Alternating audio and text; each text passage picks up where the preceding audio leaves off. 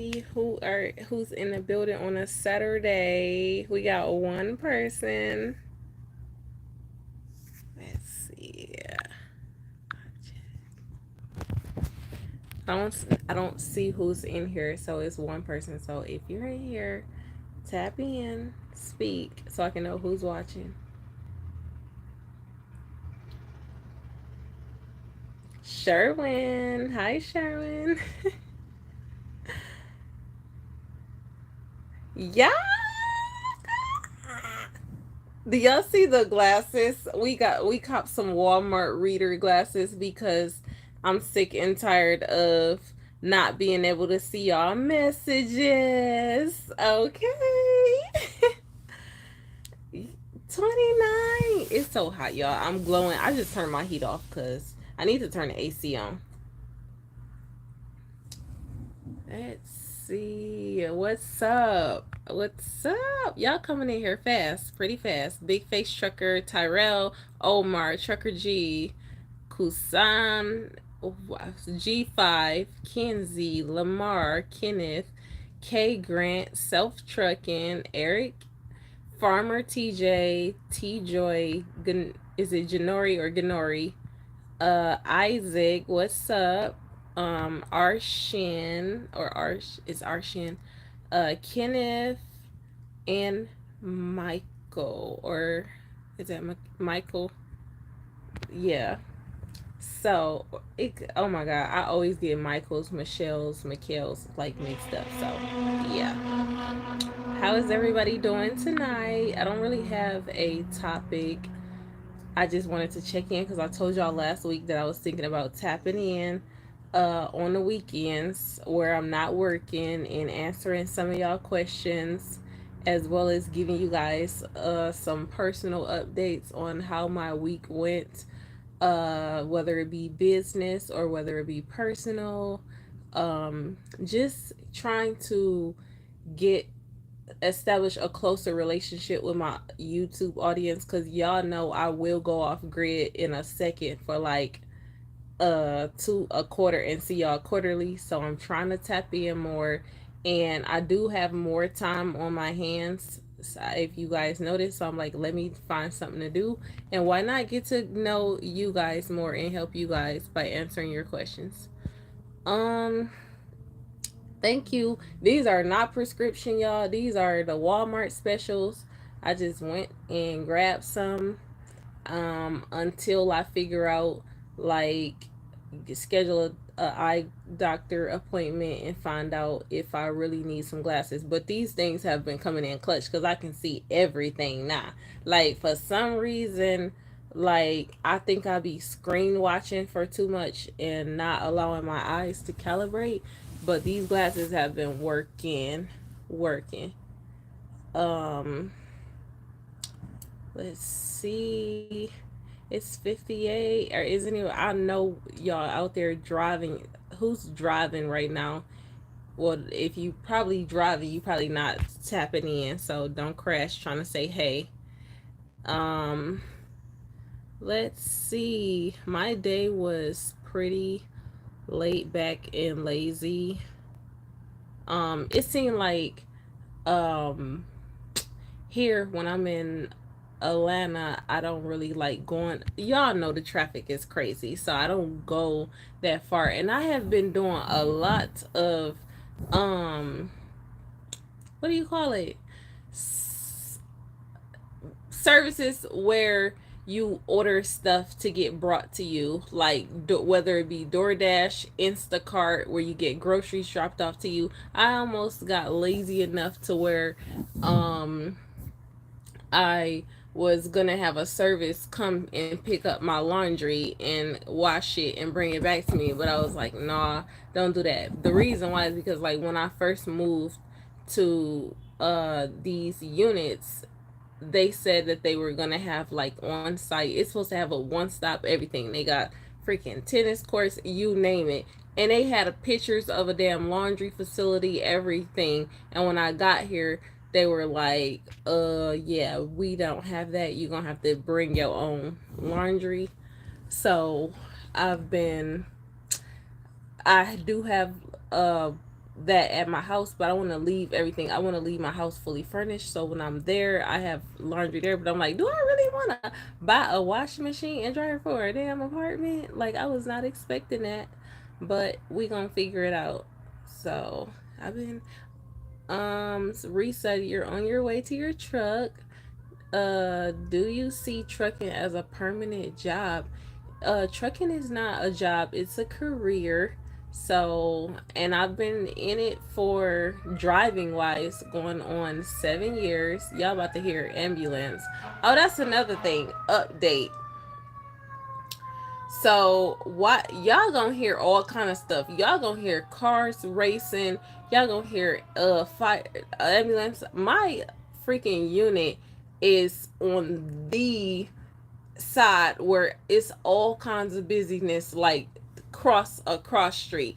But it helps me because I'm super nosy when I'm here, and it's like I'm used to, like in Arkansas, I'm used to hearing a damn train all the time, so I'm always used to hearing something. So if y'all hear all kind of shit, y'all might even hear a conversation like that's, and I'm on a upper, so, but for some reason I can hear everything. But yeah, it's definitely a career, and I've been in it for almost 7 years driving and trucking for as a dispatcher for over almost 10 years, if not over. I've been saying that for a long time. So yeah, it's definitely nothing. And when it comes to, like, you can stop trucking or whatever. I don't know what you mean by permanent. Is it a good career? Yes. um and if, as long as you have your CDL, you can take a break from trucking and jump right back to it. So it's not whether it's permanent or not, it's just a good career. uh you trust someone to bring you your food? Yes, they're bringing it. Are you saying like DoorDash? I DoorDash, y'all. They seal a lot of the things that I order is very expensive, and they usually, those restaurants, they seal stickers over it. And guess what? I'm gonna bless my food, and whatever, if it makes it through that a prayer, then it was meant to get to me. That's all I'll say. But yeah. What's up? Look at all these truckers defending it. It's not a job. Not a job. Oh my god, y'all, guess what happened this week? I finally found a company to come and cut the block counterboard, cut and counterboard the block for Big Daddy. I had to pay a third party company to come from Mississippi to Arkansas to do it because my truck had been sitting to waiting for that process for like 2 weeks, y'all.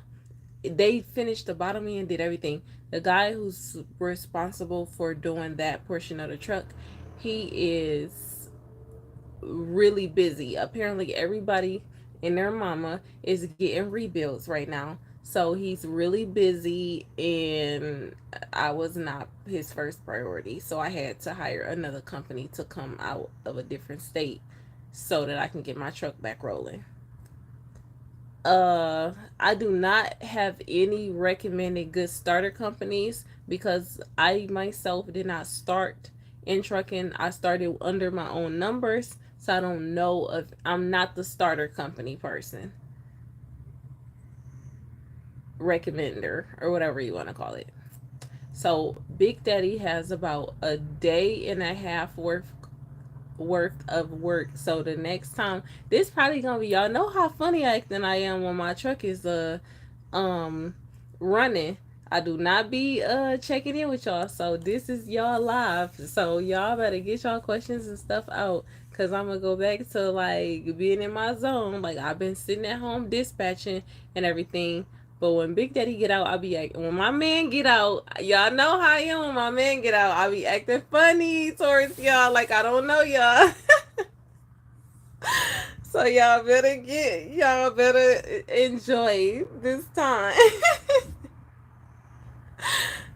Like, oh, when your work husband come back to work, you acting funny. So let me go ahead and get my little conversation in. Cause Lord, I know Big Daddy missed me. Lord. It says I am first of all, Sharon, the price of trucks right now. I have been sitting, I'm not in a rush to get another truck right now. I'm trying to transition right now, and I'm not in a rush to get a second truck. If I did, it'll probably, I'm undecided whether it be like modern or old school, because y'all, I love old school, but you got to put those trucks, you have to put like, have your maintenance and be prepared to like revamp them, because you got to keep in mind somebody else put all the wear and tear in them. But I don't even care. Even with that, I still love old school trucks more than modern to me. But when it comes to them old school trucks, you gotta remember, a lot of these drivers don't know how to drive them. These drivers coming out uh driving automatics. So most of the old school trucks, you got to get seasoned drivers, and most of the seasoned drivers right now are just about fed up with trucking and on retirement and so on and so forth.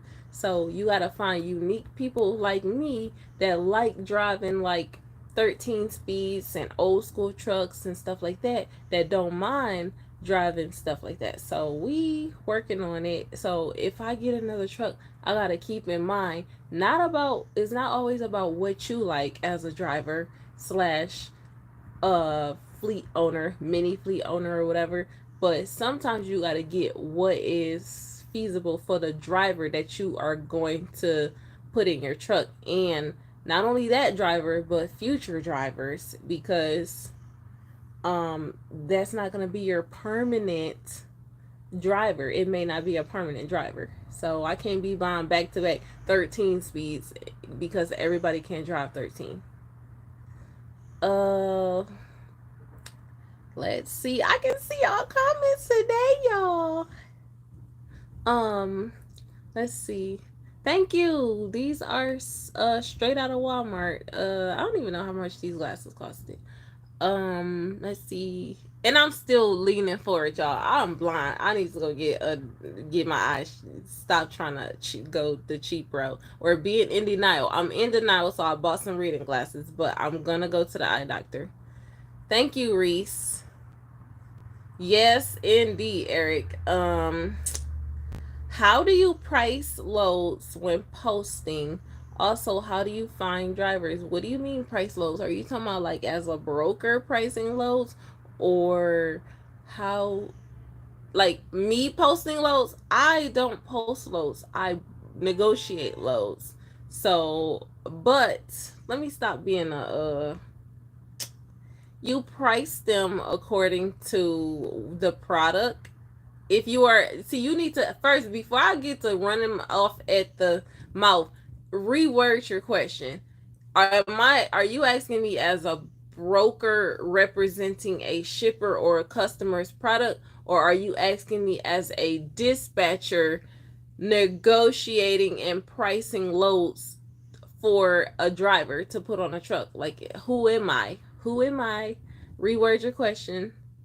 And what was your second question? How do you find drivers? Just like this, like word of it, it's marketing. How do you find an employee? The same way.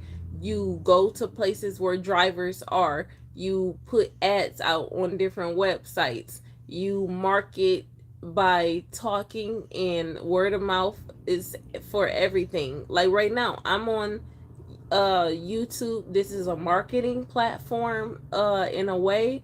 So when it's time for me, if I needed a driver, I can just simply say, hey, I'm looking for a driver, which I am going to be looking for a driver for Big Daddy. I'm just getting him engine and everything done. So when I do place a driver in him, I want it to be able to go and do what it needs to do. I don't want to have my driver breaking down and stuff like that. But you just talk and go to places, or you find people like me. And I have people that come to me all the time saying, hey, I have a fleet of trucks and I'm looking for drivers. Can you put the word out? And I'll post it to you post it to trucking groups, Yeah, you're just marketing, going to places, whether it be online or in person, truck stops. Although people don't seem, y'all don't seem to be sitting in drivers lounges no more. So a lot of business, if you're a fleet owner, or if you plan on being a fleet owner in the future and you're going to be looking for drivers, you need to establish a an online appearance. If you're like a dinosaur and you got money and you got trucks, but you don't have a social media account, because it's a lot. I trust me, I know a lot of fleet owners, and I asked them, do you have a social media, whatever? And them like, how do you fill your trucks? They're still getting them filled by word of mouth, but in the future, this is an on. You have to be have a marketing online marketing appearance. So if you're a business owner and you plan on getting more trucks, you need to establish a business page account. I don't care if you only got one subscriber, one whatever. You need to do ABC Trucking Company YouTube, ABC Trucking Company Instagram, ABC Trucking Company. I don't get whatever the social media is. You don't have to have a personal page, but you need to ABC your company and establish a social media thing. If you are old school and you don't know how to work all these apps and stuff, then guess what? You need to find a young person that know how to do this stuff and have them do it for you, or pay to get somebody to operate your online and set you up. So when it comes time, I don't give it, you need to start marketing your business like right now online and establishing a social online appearance. Like me, although I'm sitting here like talking with you guys about, I can talk with you guys about trucking or personal things, but you guys know me as the owner of Highway Divas. So if I ever need a driver, guess what? Y'all know me personally in a way, and y'all know me on the business side. So let's get it. Let's network, you know. Y'all don't see me posting a lot of companies like that, because I do have a lot of companies that come to me, but I am very serious on like not, I don't sell anything, sponsor, advertise, promote anything that I do not fully know, like support. Like I have to, let me tell you, just keep it simple. When it comes to other trucking businesses, how I run my business, I do it with honor and um morals. So when it comes to drivers, I believe that as a driver myself, no matter what's going on with that company, the driver should get paid first. If there's something going on in that driver, if that driver did their job and performed the stuff, I don't give a flip if the IRS is coming after you or on your back. If I ran 1,000 miles or a mile and you told me you was gonna pay me 5,000 or $5, I want my money. So as a business owner, I think like a driver, and I make sure that I have a business and I stand on, it's not a lot of people that stand on their word. Thank you, D Sharice, online presence. Thank you. That's what I was trying to say. You got to have an online presence. So a lot of people, I know a lot of owner operators and fleet owners, they have trucking businesses, and when I tell you, some of them are the most dirtiest, ruthless people ever. When I first got into trucking, I had my own authority, but I had investors in it, and when I tell you, they were some of the most ruthless people ever. And I used to have to, like, I was young at the time. Y'all know I'm 29 right now, so imagine over 10 years ago I was super young. So imagine, and I have investors, and I'm getting in this in trial and error, and I experienced that where drivers were doing loads, and they would come back, and one of my investors would be like, hold up, I'll pay you on this day or stuff. And then I didn't really know about, like, it was just a hot mess, y'all. It was a hot mess. So now when people come to me and say, hey, I need you to find me a drive, or not find me a driver, I'll pay you or whatever, I don't care how much money you're trying to offer me, I'm going to decline, because I would hate for me to put out your advertisement on that driver for a driver, and they go work for you and you don't pay them, and they put, it's gonna come back to me. It's gonna come back to me. They gonna automatically remember you recommended me for this job and they played me, and they didn't give me my money, and then they're gonna start calling me a scam, and I cannot do that. I've been running so many businesses all my life since I was like a teen, and I have never had somebody come to me and say, Sunshine is a scam. If I sold you a piece of candy, or if I sold you whatever it was that I sold you, nobody has ever said. People have always complimented me on my being a trustworthy person, because I used to do taxes, and you guys know I still have old clients that beg me to this day to do their taxes because they do not trust people with their information, and I had to stop that because trucking makes way more than the tax business, and I didn't have enough time for that. But trust me, I have families begging me to do their taxes because they have been burned, and it's so many things that I've done. So I don't recommend people businesses unless I would have to have a personal relationship with them where I can see how they're running their business. So, yeah. So that's one of the things for today. Make sure you guys establish an online presence for your business. Stop being dinosaurs. If y'all plan on staying in trucking or any business, I don't care if you selling lollipops, establish an online presence. Let's see. What are you guys talking about? Do you know anyone selling reefers for a decent price?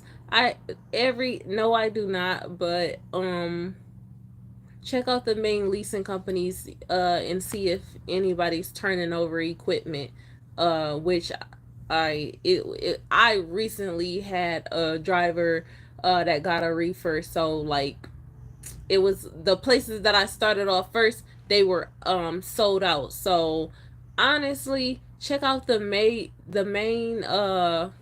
places for reefer trailers. Like sometimes utility, or they have trailers on site on their place, or you can check out trailer leasing places. A lot of times they're older trailers, or certain years they come back, the companies turn them back in, and you can buy a trailer from them. Or you can also check out auctions. Yeah. Let's see. in my next in my next life, I want to come back as Big Daddy the Truck. Why? So you can pay all my bills. Oh my God, people are so funny. Like, really, you want to be the truck? Let's see. I see people on Facebook Marketplace selling their trucks cheap. Yes, also check out Facebook Marketplace if you want to buy equipment. Just be careful, because some of that stuff be scam. If they tell you that they're in the military and the truck is on a secure yard or on a crate on a warehouse and all that stuff, half the time that stuff be a scam. So don't get scammed, y'all. But I do like Facebook Marketplace. If y'all hear somebody snoring, it's my grown 3-year-old daughter. Um, by the way, because she's starting to get loud. But don't get scammed, y'all. Uh, Lord, the questions is coming, y'all. I like how it's a mix of simple questions and great trucking questions. Sunshine, is it good to lease one with a company just starting out, or go under your own authority? You said one thing, just starting out, as in just getting your CDL. I always say, or wait, just getting a truck, just getting. Let me read the question over, girl, because let me tell y'all something about me, and y'all should already know this by now. I be ready to talk before I even hear the stuff. Like, shut up and read. That's why God gave you 2 ears and one mouth, for you to listen more, girl. Listen. Dang. Read the question again. You already trying to tell him what to do. Hold on. Is it good to lease on with a company just starting out, or go under your own authority. If you are just starting out with the lease, or just starting out with as a driver with your CDL. If you're just starting out as a driver, I recommend you get your experience with a company first. I don't want you to tear up nobody's equipment, but it's better to go to a mega carrier. Somebody, don't go to no smaller mom and pop for starters and then tear up their stuff. Go to a mega company. Don't tear up nobody's stuff, but get your entry level experience in with a larger company so that you can lease on. And another thing, to answer the second part or the first part, leasing on or starting out with your authority, in my opinion, I would lease my truck on. It depends on how much do you know. I would lease my truck on with a company first and learn, because they offer bulk discounts, insurance, and so many other things. So you can learn how to manage your truck and figure out the pros and cons and all the good, the bad, and the ugly. And then you can also, by leasing on with them, you can learn how to run your business so that when you go branch out, and you can slowly take steps towards branching out into your own authority. Like, one of the steps that's a big step, which people don't realize it, is getting your own plates. If you get your own plates, that's a big accomplishment towards getting your own authority. Because next comes, you need plates. You need your own plates to get insurance. And then once you get your insurance, it's pretty much your authority. As long as that active liability policy in cargo is there, that is the authority. So if you got the plates, you're a big step towards getting your authority. So get your plates. If you're a driver right now leased on, and you have your owner operator, get your plates. Work on it this year, get your plates. But definitely leasing on first and learning the business. Um let's see what y'all talking about. 2022 driver don't know about that stick. Yeah, these new drivers, if you are a 2022 driver and you in CDL school right now, don't reduce yourself to just an automatic. Make sure you get a stick, because you are limiting yourself to equipment. And when it comes time for you to get your license, not your license, but buy you a truck, it may not be no automatics available, and you're going to be limited to working for somebody, which most of the larger companies have automatics for you. So get your, I don't like limitations, y'all. I've never liked limitations. So if, don't go the easy route. Sometimes going the easy route is not the best route. Sometimes when you take that extra time to learn something, a harder skill, it's going to pay out off for you later. Let's see. Oh my God, don't make me be dramatic. I'll be with you for the long haul, darling. Why wouldn't I be want to be part of a winning team? Exactly. Have y'all seen her with short hair? Don't make me take my wig off. For real. Do I have any pictures with short hair? If you go on my Instagram, I have like an afro, my hair in an afro, or my hair in its natural state. So yeah, go on my Instagram, Highway Diva, or the Highway Diva. If you type in Highway Diva, I'm sure you're gonna see a picture of me. Maybe this summer I'll give you, let the fro out. But yeah, we next mid roof gang, we in this thing. Okay. What are you looking for? Oh my God, Virgo life. It would be a Virgo that asked me that. Um, Before I start talking about what I'm looking for, or man, period, let's try and get some more trucking questions answered, because y'all, I can go off on the deep end of all the things this week. So let's focus on trucking right now for a second. Um, where was your most scariest mountain and why? It's definitely West Coast. I don't know exactly what the name of the mountain was, but it was definitely West Coast. Going through all that upper, my very first load, it was enough for me going from Detroit, Michigan to Salt Lake City, Utah. That was pretty much a mountainous experience, and I never returned that route. I always cut down. I don't care, you send me to Kelly, I'm cutting down through Texas, New Mexico, Phoenix, and going that way. I'm not doing the mountains. I'm not doing it. I don't care how much the load pays. I was uh actually interviewed for a TV show that involved trucking in mountains and stuff and ice and snow and stuff like that. And guess what your girl said? Hex to the no. It was right around the time when I just had my daughter, and I declined. I said no. I don't care if you guys are faking it and acting like y'all sliding on ice for 2 feet. I do not want to go to Oregon. I think I was supposed to go to Oregon or something like that. I said hex to the no. Some things is just not worth my just. Your girl was a scary cat, and I was thinking about my child. It wasn't meant you can't take on every opportunity. Let's see. What Larry work lean clean? What are y'all typing? Get yourselves together, cause I see message retracted, message retracted, message retracted. What are y'all typing that is getting y'all messages retracted? What's going on? Get it together.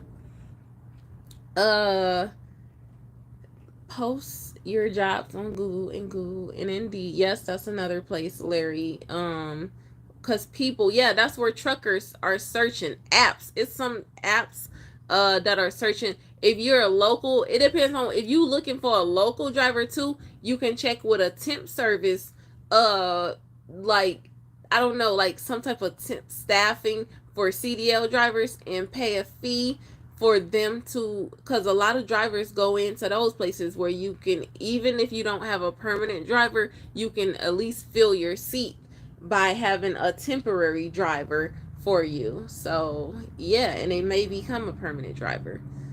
uh when it comes to loads, which is paying the most, drive-in or refrigerated? You want to know something? I used to yell, be the first one to yell, like refrigerated, refrigerated. But you can't say which one is paying the most. You can go look at the DAT trend lines and see which one is paying the most in certain areas. But even with the outside of the trend lines, once you're in the market, like it depends on what you're hauling on that drive-in and what you're hauling on that reefer. But in my experience, I've made the most money in refrigerated and perishable goods, hauling chicken. Okay.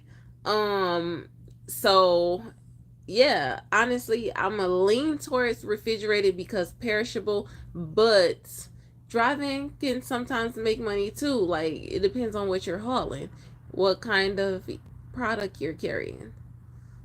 I'm trying to get y'all stuff down. You worked for an owner operator 2 weeks ago. Ran for him 2 weeks and didn't get paid, but my co-driver got paid. Yeah, I don't got time for none of that stuff. We don't have time for that. One thing you not gonna do is short me. I had a company short me $20 when I was driving local. They short me $20, and I was so, they thought that I was doing the most. When I tell you, I want my 5 cents. I want no penny goes untraced. Like if I put in the work, give me, they short me $20, and I was like, if you would short me $20, you would short me $100, and then you would short me. I'm telling you, do not. I need my money right now. I need my $20. And she was no big deal. No, I need my $20. And now I'm looking at y'all sideways like, you short me $20. Oh my God. And let me tell you something. I'm not perfect. As a person that has to process payroll, I accidentally shorted a driver money before, and when I tell you, I automatically knew in my head what that driver was thinking, and I'm like, hold up, let me show you how this mistake was made. Let me do the math counter. Let me hand do it. I'm going to manually do it, and this is not going to be I just want you to know that this is not going to be a continuous situation. This was a genuine accident, and I will get you your funds right now. Not next week, not a few days, because this is not, I will pay you right now, because I don't want nobody thinking that, oh, Sunshine trying to, here she go with the bull crap. Where, nope, I do not bull crap when it comes to paying. If I do the work, I want my money. I don't care if I don't short me, I don't short you. We do fair, honest business. You pay your bills, I pay my bills. We both make a profit. Deuces. Come back when you're ready for some more money. Okay? That's how it's simply put. Um, let's see. How are you? My first time on an actual. Hello, Sunshine. How are you? My first time on an actual live. Oh, hi. Thank you for joining the live. Is it Hakeem? Thank you for being here. I don't really go live that often, and yeah. Refrigerator pays more, but with these rates, it all depends what lane and region. Exactly. And look at the fuel prices. What's the price of fuel, you guys, right now? Somebody please tell me, what is the price of fuel right now? If somebody just fueled up. Okay, William. 2 trucks. What you talking about, Sherwin? 2 trucks for 20K. You just bought 2 trucks for 20K. Good evening. My first time to your channel. Thank you for being here, the real Aaron Collins. Make sure you subscribe, and thank you for the rose. Lemon truck do not send money. What are you talking about, Roderick? Sunshine After Dark. I love it. Hi, Flowmaster. I like what you have to say. You have a good business sense. Okay.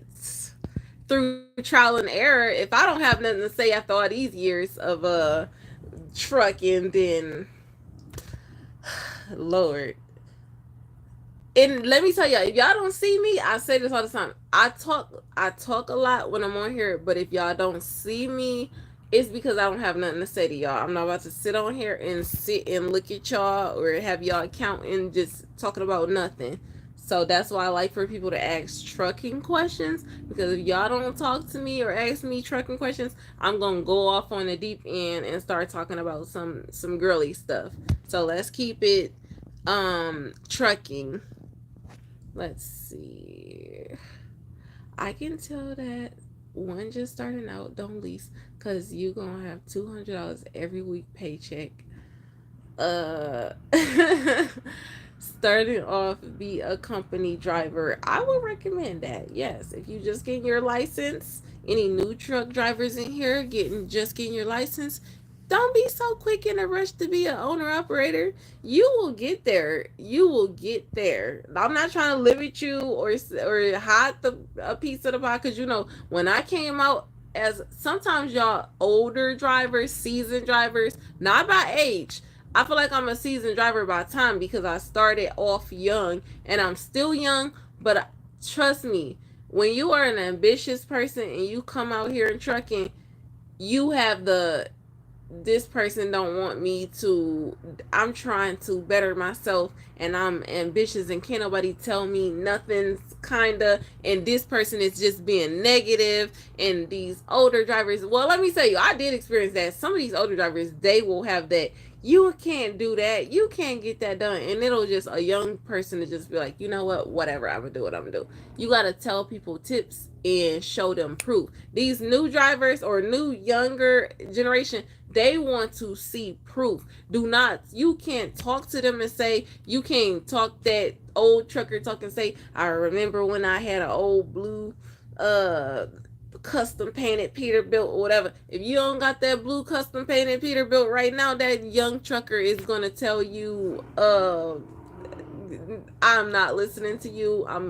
They want to see the proof. So if you're coming out on this road, we're not telling you don't do this because we're trying to keep you back from making money, or being successful. We're telling you this because we want you to, when you do come out and make money and shoot towards your goals, we want you to go do it faster than what we did. We want you to move through successful milestones and not have to do the same trial and error like we did. So if somebody tell you start out as a company driver, why? Because you ain't got no experience and you need to learn how to drive a truck, and you don't want to learn how to drive your truck, because when you take that stop sign down, you dent your truck or run into that yellow pole or scrape something, it's coming out of the owner operators, the boss's pockets. Who the boss? You the boss. So don't be in a rush to be a boss.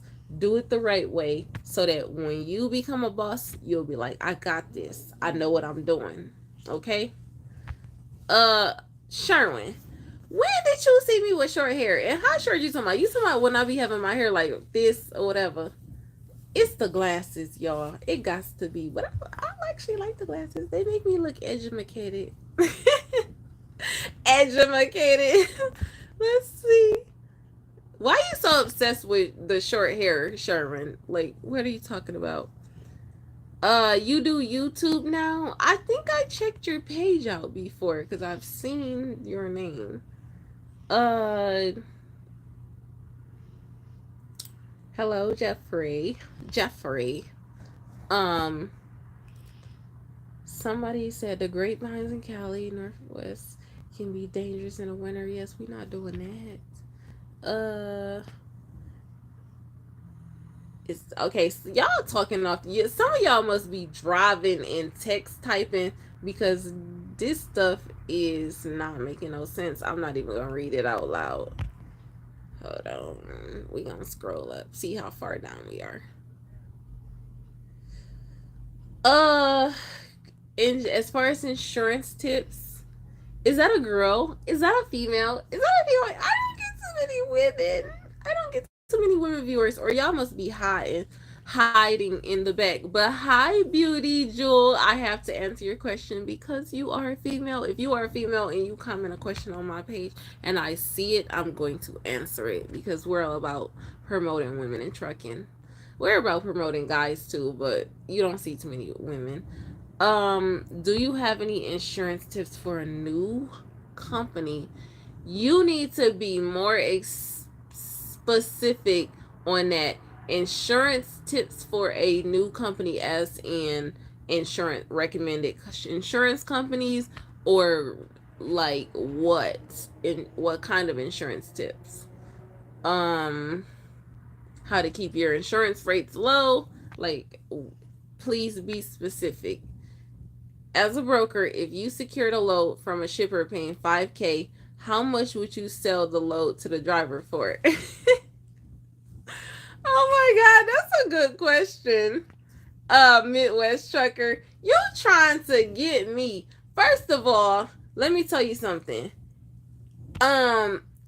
I am a business person, businesswoman. So as a broker, I think like a broker. As a driver, I think like a driver. As a dispatcher, who am I representing? As a dispatcher, I'm representing the driver or the carrier. As a broker, I'm representing myself. So if I get that load for 5K, I'm going to negotiate the load like a broker. So in negotiating like a broker, that carrier or driver is going to call me, and I'm not going to post it for 5K. I'm going to let them negotiate and see based on what the market, what that load is going for in the current market. And if a driver call me, y'all gonna slap me in the face because y'all some drivers, so get ready to fight me. If a driver calls me and say, oh, you got that load of beans going down the road, I'll take it for $3,000. Guess what I'm going to do? I'm not going to say, here's an extra 500. You know, I'm not going to do that. I don't care what y'all say. I am a broker today. When you do a job and you agree to a certain amount and you say you will do it, that means that in his mind, he is completely satisfied with $3,000, and that is enough to cover his fuel, and I don't got nothing to do if he miscalculated his fuel, his whatever, his he didn't trip plan, he just want $3,000. Here you go. We are not, forget you, we catching flights, not feelings. So let's not do that. I'm going to gladly pocket what try to get as most as a broker as I can. I'm going to, so that's it. I'm not gonna be like, oh my god, I don't know anything about this person that's calling me. I don't know what they going through. I don't care about drivers saying like, oh, the brokers are ripping us off. Because one thing I learned as a dispatcher and as an owner operator, the brokers aren't ripping you guys off. You're allowing them to rip you off. You're ripping yourself off by agreeing to take the load. If you don't know your bottom line and you're not doing your calculations and you're just taking anything, then you're ripping yourself off. When I first got into my authority, I got ripped. I ripped myself off so many times because guess what? Lack of knowledge and it being ignorant to the market and your costs, your costs and calculations, being ignorant is your fault. So get your numbers together and say no. Say no. Keep saying no. That's what's wrong with Florida. We was just talking about this. Florida rates have historically been trash. Why are they trash? Why is the fuel higher than a giraffe's vagina? And why is the rates in Florida still low? Why? Because it's a bunch of people down there that are basically slaving for loads and accepting these loads and not putting their foot down. If a lot of drivers start saying no and stop moving that product and hold Florida to they're going to have to raise those prices. Y'all truckers need to go put a strike on Florida, like for real. I'm so sick of Florida. But that was like, seriously. Let's get to the next question. I like that question, by the way. I don't know if that you agree with my response. If not, you can tell me, oh, you big head ripoff, whatever. But I really like that question, so thank you for asking it. Let's see. Looking like a school teacher. Hello, Beige. We definitely need insurance tips, Sunshine. Midwest Trucker depends on the lane, sir. Thank you, Joaquin. Rates is bad, sir. What's your take on these high fuel prices? It comes with what's going on. It's coming with everything. Like, instead of, okay, I've never been a heavy on complaining. I'm more heavy on trying to figure out, not saying that you were complaining, I'm just randomly saying, like, because I've been hearing it a lot, like the fuel prices, drivers complaining on fuel prices and everything. You got to understand the market and what's happening within the world and what's causing these fuel prices to be this way. And not so much, if you know what's going on in the world and what's causing the fuel prices to be so high, you have to react as a business. So if the fuel prices, if they shut down a damn pipeline, y'all got your girl cussing. If they shut down a pipeline or something, or there's rumors of a damn war or something, and it's causing, or if they shut down something, or they doing trade, like whatever they're doing that's causing the fuel to be up, you have to know your bottom line. I should have titled this Know Your Bottom Line, because I'm gonna keep saying it. You got to know your bottom line, meaning in any market condition, whether it's booming or whether it's poverty rates, you need to know your bottom line of how much your truck needs to make to survive. When I was, right before COVID came, there was so many drivers going out of business because they had been running their business on blind faith, and they didn't know their bottom line and they didn't make it. So yeah, make sure you guys, as the fuel go up, I'm just You gotta bring out the hustle in you, and you gotta be like, okay, is it worth it? Somebody, they gonna have to, as the cost of living is going up, so many things is going up. Guess what? These shippers are gonna have to match that same energy. You're gonna have to say no. You're gonna have to stop hauling cheap freight, or you might have to haul that. Every load is not going to be perfect. You might not can get them saying, if you've been hitting certain, your high profit margins is being spoiled for back to back, and now the fuel price is calculated. That's why you are going to have to, it's a roller coaster ride. You're going to have to, oh, with these fuel prices, sometimes y'all drivers, it's a lot of drivers that's extremely picky, and y'all like to sit in one spot and wait for a mysteriously perfect load to be dropped on you. Oh, I love that. Because while y'all sitting there waiting on that magic rug of a load to come to you, I'm relocating. Sometimes you gotta relocate and get to the money, and you gotta keep going and keep that truck moving so that you can get to reach your minimum weekly profit margins. So yeah, y'all gonna have to get creative out here, and y'all gonna have to put y'all foot down, and y'all gonna have to the shippers will, if they want their product moved, guess what, they going up on everything, not just the cost of fuel, but the price of meat in store. Y'all know I love my steak and potatoes.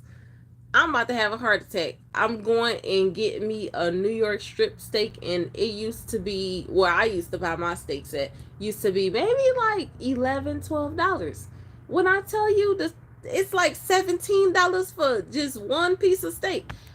If the cost of meat is going up, and that's perishable, and I haul chicken and the price of chicken is going up, guess what? It's going up in a store. That means that this shipper needs to pay me more money, because I've recalculated my bottom line according to the rate, the fuel prices, and everything. And I need you to pay me. And you need to be able to, how can you negotiate your rates if you don't know what your bottom line is, and you can't explain to that broker? Like, for instance, the $5,000 load.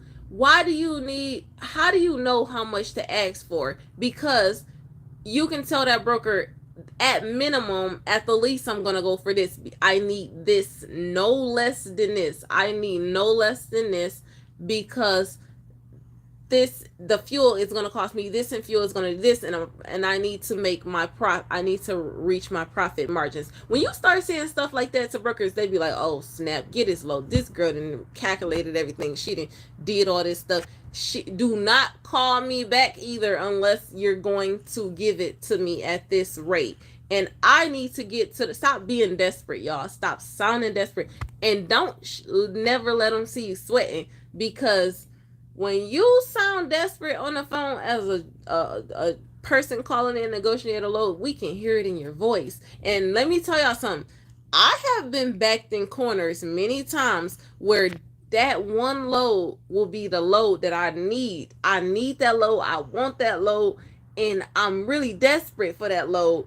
And when I call, I'll be having to take a deep breath, like, don't show. Get it together. Stand up, and don't be too excited. Don't be too, like, the how you speak. Don't sound desperate, because you need this load. And I've been so close to where I wasn't going to get the dang on load, because I'm trying to sound overly confident. Like, and I'm like, yes. Like, man, you trying to sound like you don't need it. You don't need the load, but you do need it. Man, I have got off the phone so many times and freaking praise dance and stump my feet because of a load. And I'm like, whew, he just didn't know this was the only load available right there in that spot. I'm telling you, y'all got to get it together. Work on y'all. Don't let them see y'all sweating. Okay, let's see what y'all talking about, because I'm over here talking. Let's see. Trucking never has simple answers, because the economy is a moving thing. Yes, and as it's moving, as the economy moves, you gotta move. You gotta move. When I move, you move. Just like that. the song, that's how you gotta do in trucking. You got to keep moving. I'm from Detroit, y'all. If y'all didn't know, I have to keep reminding y'all. So the hustle changes every day. You can walk outside and see today they selling produce on this corner. Then you walk outside the next day they selling dresses out of their trunk. So watching that, growing up to seeing people, the hustle and the economy changing, and just people their hustle, it's the same for trucking. As the economy changes and the fuel prices go up and down, I have to make decisions. Now, sometimes even me, I'll be looking like, you know what? Screw this. Like this, I will have a screw it moment or whatever. If it gets there, I will be like, you know what? I'm taking myself home. I'm not moving until they figure it out, get this together. And I'll sit in a spot. I was pulling gravy chicken runs near my house, and it was so buttery because y'all know Arkansas ain't got nothing in Arkansas. And but what they do got is chicken. And I was blessed to be in location and to be able to stay at home and wait for that shipper to get desperate. And as soon as I would tell them, I live right up the road.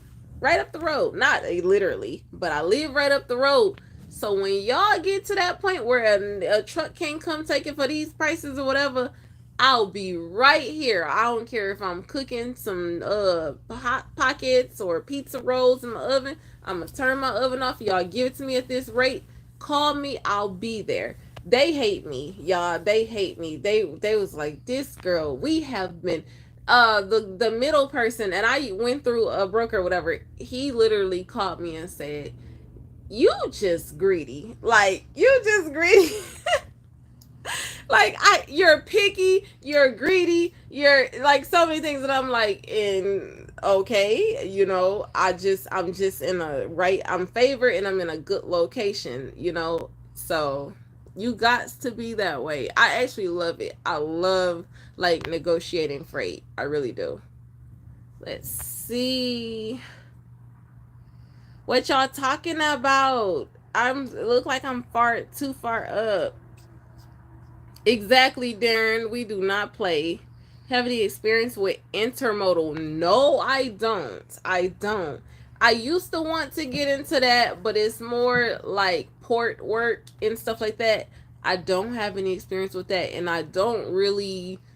I changed my mind on getting into that because it's hard work. It really is. Like port work is hard work, and I can't even imagine being in like a cold environment.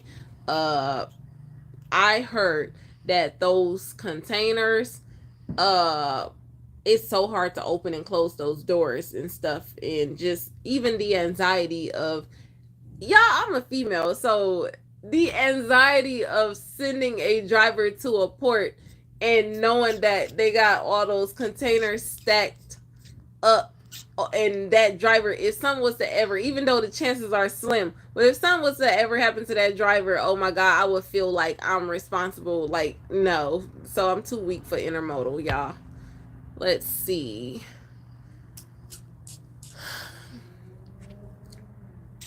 Exactly, Roderick. Do not play with my money. I don't play with yours. 15 chicken paid about the same as dry lows, but freight was low paying back then. I removed the comment. What you remove? I don't even want to know. Uh, I once caught Pepsi Logistics for 5 straight months for my detention. And they paid. Hey, Alex Express, AliExpress, I need you on my team. Cause anybody that's gonna call 5 months about their money, about some detention, oh yeah, I need you on the detention collection division. That's one thing I cannot stand is having to go after somebody aggressively for my freaking money. When if I have to keep asking for my money, oh, I'm not using you again, and I'm already looking for your replacement. So yeah, do not do that. But you're good if you got the patience to call somebody for 5 months. It's, yeah, you need to be a detention collector because it's so much money. If you just add up all the unpaid detention that truckers make, if they just put it in a uncollected detention fund, that will be so much money. That would be so much money. And what if you could just go back years later and like type your name and information in, and it'll be like, you have $10,000 of unpaid detention from being at all these different companies. It'll probably be way more than $10,000. Like, because if you do the hourly, the sitting time, oh my god, we gotta have a way to collect that like that in that format. Let's see. By the way, I just received another class action check from a company that I used to work for, and I put in the information like, "Yep, I was a driver. Give me." They sent me a check before, and they sent me another one. I'm like, "Yep, I do not play. If you owe me some money, I don't care if I see your company name on a class action lawsuit. I'm typing in there. I was a driver. I don't care how much money I make. I need my $20. I need whatever they said y'all owe me, or y'all dividing it with drivers. I want it. I don't care if it's $1. Send me my check." Let's see. Good evening, Derek. $716 for 150 gallons. Some of y'all about to have to start to get some. We not doing this. I heard a man on the news. He was complaining because he do my stomach growling, y'all. He does DoorDash, and he was like, "Dang, the gas station is making more money than me." I need to check my battery percentage. Oh, it's at 23%. Okay, we good. Girl, back it up. My daughter waking up, y'all. You are right. This generation will say if they don't see it online, social media, then it ain't real. I'm telling you, you gotta show them better than you can tell them. Uh, Started trucking on the farm, hauling grain. I figured farmer. I want to call you Farmer Jack or Farmer John so bad. We gonna call you Farmer TJ. Why do they tell you not to get a lease on your truck? Buying that way will help build credit. You'll still get liable in both names. Whoever told you that, why did they tell you that? I don't know. But there's nothing wrong with leasing in whichever way option you get a truck. One thing that I steer away from though is those balloon payment leases. Like, yeah, those are kind of set up. I don't say steer away from it. If it's a walkaway lease and balloon payment, then do it, because what you can do is make money and get into a real lease. But I try to stay. If you plan on actually trying to pay that truck off on a balloon payment lease, I don't recommend it. I don't recommend it, because you never know what's gonna happen in life. You could be doing great, great, great, great, great, but statistically, I've seen a lot of people lose their trucks on those balloon payment leases. So, with like mega carriers. So, use it as a stepping stone to make money to get into a better lease, a more direct lease, like leasing from a dealership, or getting a truck finance and paying like so many monthly payments until it's paid in full. I don't really like balloon anything. Like if somebody trying to give me a balloon payment, imagine getting to the end of that year and where's the $20,000 in one? How many people like really? No. Let's see. Oh my God, Robert Adams, what's up? Hey, Ducky underscore 111. We got a female driver. How you doing? And thank you for being here. I got videos during this past winter where trucks are flipped over, stuck all over the road during February ice storms and January winter storms. Cool. Are you planning on being like vlogging, posting them to your channel? This is my second time on your page, and you're a wonderful looking lady. What got you into trucking? I got into trucking because my ex before my ex, and y'all better talk about my ex, but my ex before my ex was a trucker, and we were in a different kind of business, and that business started slowing down, And so what you always keep your CDL. So he's like, hey, you know what? Let's just launch up a trucking company. I'm gonna teach you how to drive this truck. And it's been, oh my God, the history. Y'all about to make me emotional. Don't take me back in time. Don't take me back in time. But just know, look at me now. Look at me now. Oh my God. My ex was a real trucker that was very seasoned, and he said, I'm gonna teach you how to drive a truck. And I said, I'm ready. I can do it. I can do it. And now look at your very girl. We got highway divas up in the building. Oh my God, y'all. The history. Let's see next. Let's see. Um, all things are negotiated. Sunshine is right. It is what you agree to, baby. We catching flights, not feelings. If you call me, I do not feed into emotion, because as a dispatcher dealing with brokers, have you ever had a broker try to get all in his emotions on you and tell you this all he got into the load and he was taking a loss, and you as a driver or dispatcher was like, oh my God, it's that's very unfortunate. You know what? You're just go ahead and just take another $50 off and keep it. You got to be, you can't be nice. I'm super nice, y'all, super nice. But when it comes to negotiating freight, I'm gonna get mine. If I'm representing you as a dispatcher, I'm gonna get yours. I promise you, I'm gonna get it. Okay, who I'm fighting for? I feel like I'm an attorney for freight. I'm about to retitle myself, y'all.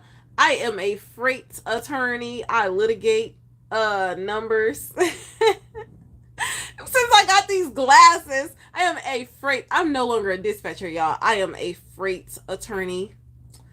I let's we gotta come up with some better terminology of what I do for freights. Okay, we about to get y'all the money. I'm about to start talking like I'm going into the courtroom for y'all when it comes to dispatching. Okay, call attorney Sunshine if you want your if you want to see, have you been ripped off by a broker or slipped and fell into a low budget rate? Call attorney Sunshine. She will get you a fair rate. Okay, y'all better stop playing with me. Oh Lord, let's see.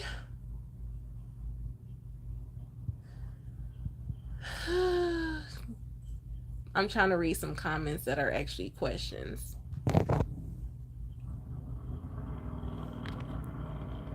So happy with my new product that I invented. What you invent, Ralph? What you invent? Get a ribeye. Oh, shout out to the Swerve. I cannot. Oh, shout out to the Swerve. I don't know if you're watching. Well, if you was watching, you probably would comment. There's a driver named the Swerve that's been randomly cash apping me $50 a week, y'all. I don't know if I got a sugar daddy and I'm making. I don't know what it is, but since Valentine's Day week, this driver has been cash apping me $50 for random things like Valentine's Day, or this time it was because March is Women's Madness.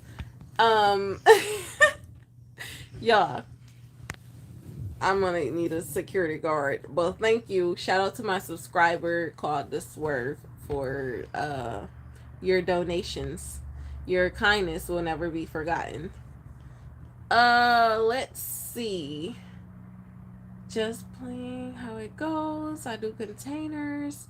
Oh my God, you do containers, girl? Oh my God, I'm gonna keep you in my prayers. I'm gonna pray for you and keep doing it. I know it's not that bad. It's just certain things. I don't like height. I'm afraid of heights and stuff that's stacked above me, and I'm super clumsy, so I could never do the job of the person that stacks the containers, y'all. Oh my god. Y'all would be that port would be shut down. And yes, Hakeem, it will probably be trillions. I can see I'm reading some stuff back up from when I was conversing about stuff. I know how to match topics and tell what I was talking about. Yes, good thing it is a write off. Yes, I'm the man you've been praying for. I'm here. Honestly, I haven't really been praying for a man as of lately. I've been that praying for increase in other areas outside of a man. Okay. Um, how are you doing? Did you ever do hazmat loads? No. Besides paint, no. Let's see. He think he can buy your time. Don't tell him that, y'all. Don't tell him. Don't tell him. He sent me $50, y'all, for my toes, but he don't know. I paid like $85 because I get the good stuff, but I'm not gonna tell him he was short.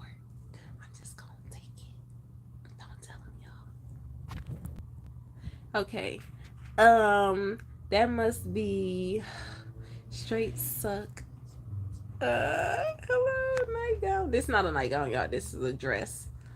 Uh, don't tell all your fortunes. You know there are some haters out in the trucking world. You know what? I'm no longer worried about haters because, and I don't really. I'm not the type of person to be like, oh, I got some haters or there are some haters. But I do know that there is power in what you speak out into the atmosphere, and people actually can speak against what you are putting out, the positivity that you're putting out. But let me tell you, I don't care what they putting out. I am a hard worker. So you could be casting spells and doing the most, speaking all kind of stuff. But if you are a man, whether woman or man, and you roll up your sleeves and you work hard, you're going to get results. And if you do good to others and what you put into the atmosphere as well, in terms of how you treat people and you're just showing honor to people, it comes back to you. It comes back to you. Um, I'm not perfect. I don't want y'all to think I'm perfect because y'all know your girl has done some things lately in the past or whatever. And I am a strong believer of karma. And if those things come back to me, I was just talking to my mom about this. I was like, girl, I was like, your girl has not been perfect. So if I did something to somebody in the past and it wasn't right and it comes back to me, I will not be surprised. I'm one person that if something start happening bad to me, I won't be like, oh my God, why is this happening to me? I will do a full lifetime checklist and be like, who did I do? What did I do? What did I do for this? Like who do I how do I correct this? How do I repent for this? How do I you can okay. So yeah. Trust me. Be prepared. Whatever you put out into the atmosphere is going to come back and good, and however you planted that seed, whether it was a bad seed or a good seed, it's coming for you. It is coming. So when things start happening to you, don't be blaming people and blaming stuff. Why y'all think I'm not in a rush to get into like a relationship or anything? Because I want to make sure that now we transitioning, because a lot of y'all was talking about what am I looking for and stuff like that. I'm not in a rush to get in a relationship because my previous relationship did not end on how would I put it, righteous terms. So in that being, I have to get myself together so that when I am ready to start dating, I can be completely have processed what I previously went through, why it happened, how not to, because I wasn't faithful in my previous relationship closer to the end, and y'all know that. So Your girl ain't. I'm not about to jump into another relationship, because when I do start dating, I'm going to date with a purpose, because that's why I got out of my previous relationship, was so that, because I wasn't happy with my previous relationship for different reasons that I will not say again, but in that, um when I don't want to just be getting in relationship after relationship. Y'all, your girl is 29. I believe in lifetime relationships. Um and I have a little girl, so I don't want to just have man after man coming into her life. And this is stepdaddy number one. This is stepdaddy on the weekend. This is step. No, I'm looking for to date with a purpose, and that is for a lifetime relationship. I don't want to get married. I've never been married before.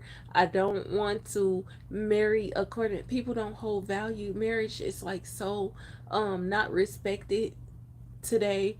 I've never been married, because if I make that decision to say yes to somebody and allow them to, you gotta realize that person that you marry as a woman, the person that you are marrying. I just read $5,000 and $10,000 increase in pay. Y'all know how to distract me. All you gotta do is write a number on there. You don't care what. You don't even have to have a sentence line. Y'all can write $5. Y'all can write $10,000. Put a number on there. I'm like, oh, we talking money? Let's get it. Okay, yeah. Back. We transitioning. We transitioning. The person that I am good. The person that I say I do too, I will too, they gonna be, don't nobody got time for this. Like, look at the area that I'm in, y'all, that I'm transitioning to. I'm scared, y'all. I'm not even gonna lie. I am scared. I'm scared. It's like I'm walking around. Oh my God, y'all. Whew. Let me tell y'all what happened to me. It's a video, y'all, on TikTok. I uploaded it. I went through the Chick-fil-A line. It got over 25,000 views right now. I went through the Chick-fil-A line, y'all, in Atlanta, and y'all, every time I go to Chick-fil-A, I get the same exact thing. A Chick-fil-A deluxe with American cheese, make it large on the waffle fries, a small mac and cheese, and a Sunjoy. Okay?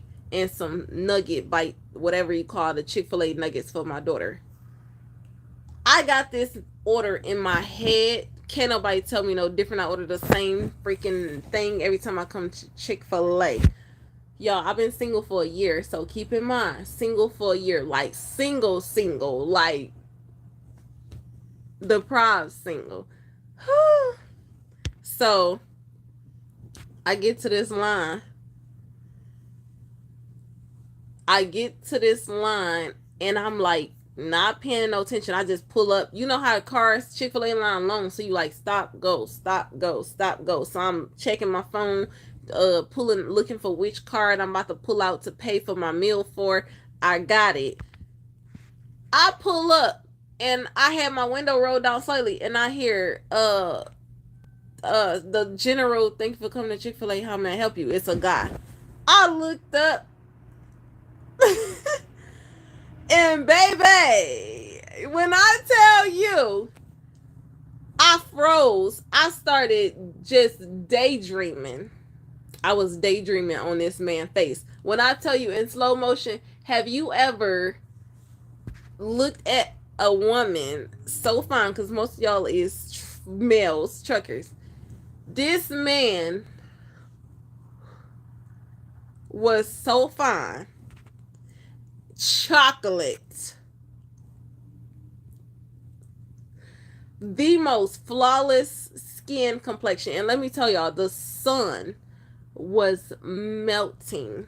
The sun was activating every piece of melanin vibranium in his skin.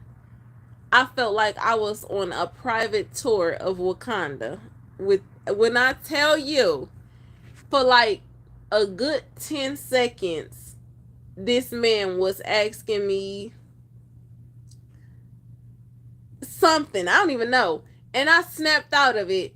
And I was like, I am so sorry. Like, you have the most beautiful skin ever. And it wasn't just his skin. He was so fine. And let me tell you, he was asking me, I stuttered. Sunshine don't stutter. We do not stutter. I stuttered my order out. I normally get, and let me tell y'all the worst part of it. He asked me what kind of sauce I want. Oh my god. Oh my god. Oh my god. He asked me what kind of sauce I want. And I just did this. That's what I did. I looked at him and I was like I said any kind of sauce. Like what any kind of sauce. And then he like, what kind of sauce do you want? And I'm like, I can't think of no. I wanted to tell him so bad what I wanted to tell him. I wanted to tell him, you baby, you on the side. You on the side. Matter of fact, I don't even want my food no more. I don't want my food no more. I'm not hungry. I don't want this chicken sandwich no more. I'm not hungry. Okay? And so let me tell you what this man did. First of all, before y'all come, because my TikTok already called me a child molester. I don't want to say that, but they called me that. Y'all call me a cougar. Y'all call me everything because y'all know most of the people at Chick-fil-A are like college students or high school students, I would say, and stuff like that. So I'm like, I'm so sorry. It was just like, what? Girl, get it together. I like in my head, I be talking to myself, y'all. I was like, I know you not. I know you not about to let this piece of chocolate have you speechless. You talk too much, girl, and you speechless. The girl with the big mouth that can't shut up. You speechless. Can't even get a chicken sandwich out your mouth in whatever sauce. Y'all, to this day I still don't know what kind of sauce I want. I promise you. I don't know what kind of sauce I want. And he ended up giving, I asked for barbecue sauce, I think. And I normally don't even get that. I usually get the Polynesian sauce or something like that. I couldn't say Polynesian if my life was dependent on it. When you gotta, why would I say Polynesian when he looked like some? If Polynesian sauce was a person, it probably would be him. He looked like he was Polynesian. Okay, so let me tell you how it went. So I told him, I said, your skin. I did not flirt with this man. Well, maybe that was flirting, but I was like, your skin is just so flawless and it's just perfect and it's so beautiful. Okay, I probably flirted with him. Okay, and then I just told him, I said, I'm so sorry. Let me tell you what I said. I'm a trucker, so the things that I'm keeping in from saying, y'all know trucker mouth. We guys, I don't care if you're a male or a female. I've been out here for 7 years. And I'm single, so that means I get to say what I want to say. I don't care if you in something or whatever. You done seen somebody and be like, whoa, girl. And I'm single. That means I get to say what I want to say.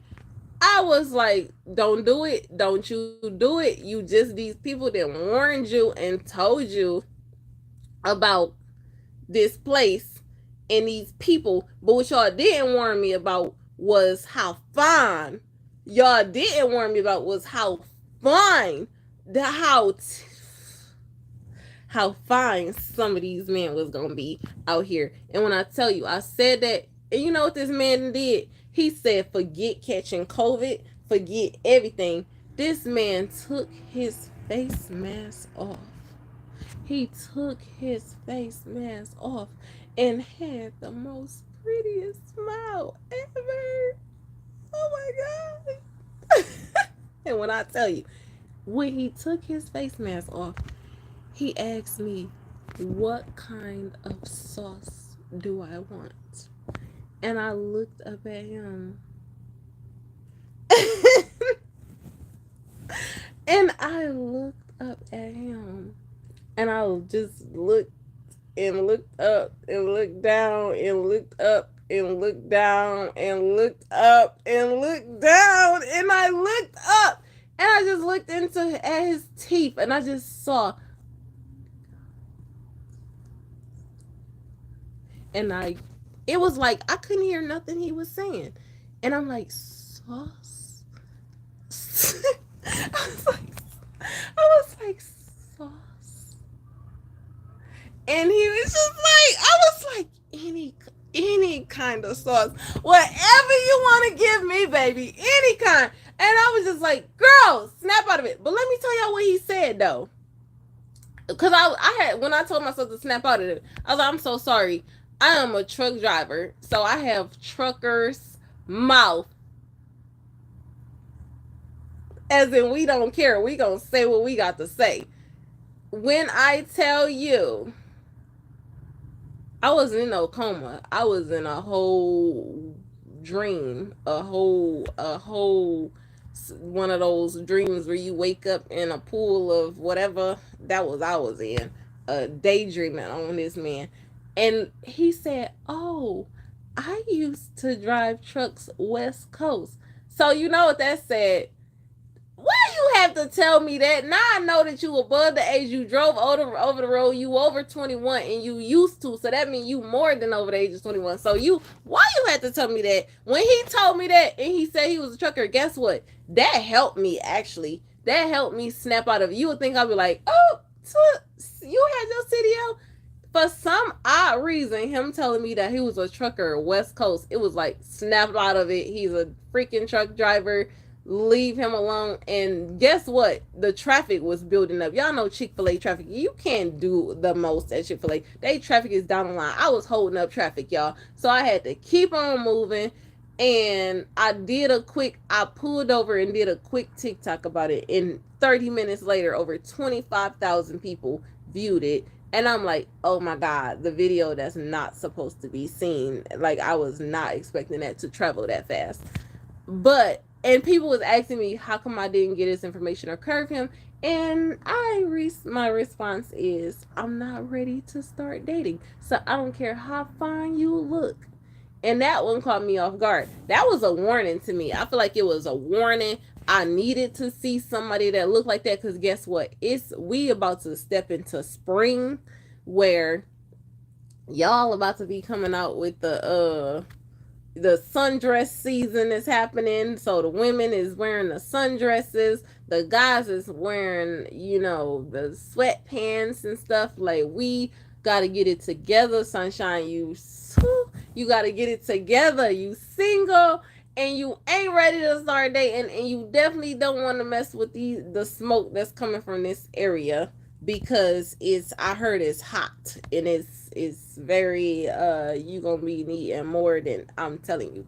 So, and I want to make sure that I date with a purpose and not date based on appearance. I've never been one to date on appearance, but it almost seems like walking through here is like walking through a freaking outdoor male dancing facility where the women like to throw their money on, and I feel like that's what it's like. In the sun just hitting the melanin. Y'all got some perfect skin. Y'all might not see it, but I have like acne and stuff. These people here, they got smooth, buttery skin. Oh my God, that man lips was so... the word chap has never existed on his lips at all. They was so buttery. That sun melted him. I said, oh, when I went up to the window, I said, y'all need to get that man from out of there. He is going to hold up y'all business, stop y'all business. He just way too dang on fine. That sun just hitting him in that Chick-fil-A line. Like, put him under the fan. He can't be standing out in the sun like that. I'm telling you, that man gonna call somebody to hit the back of somebody's car.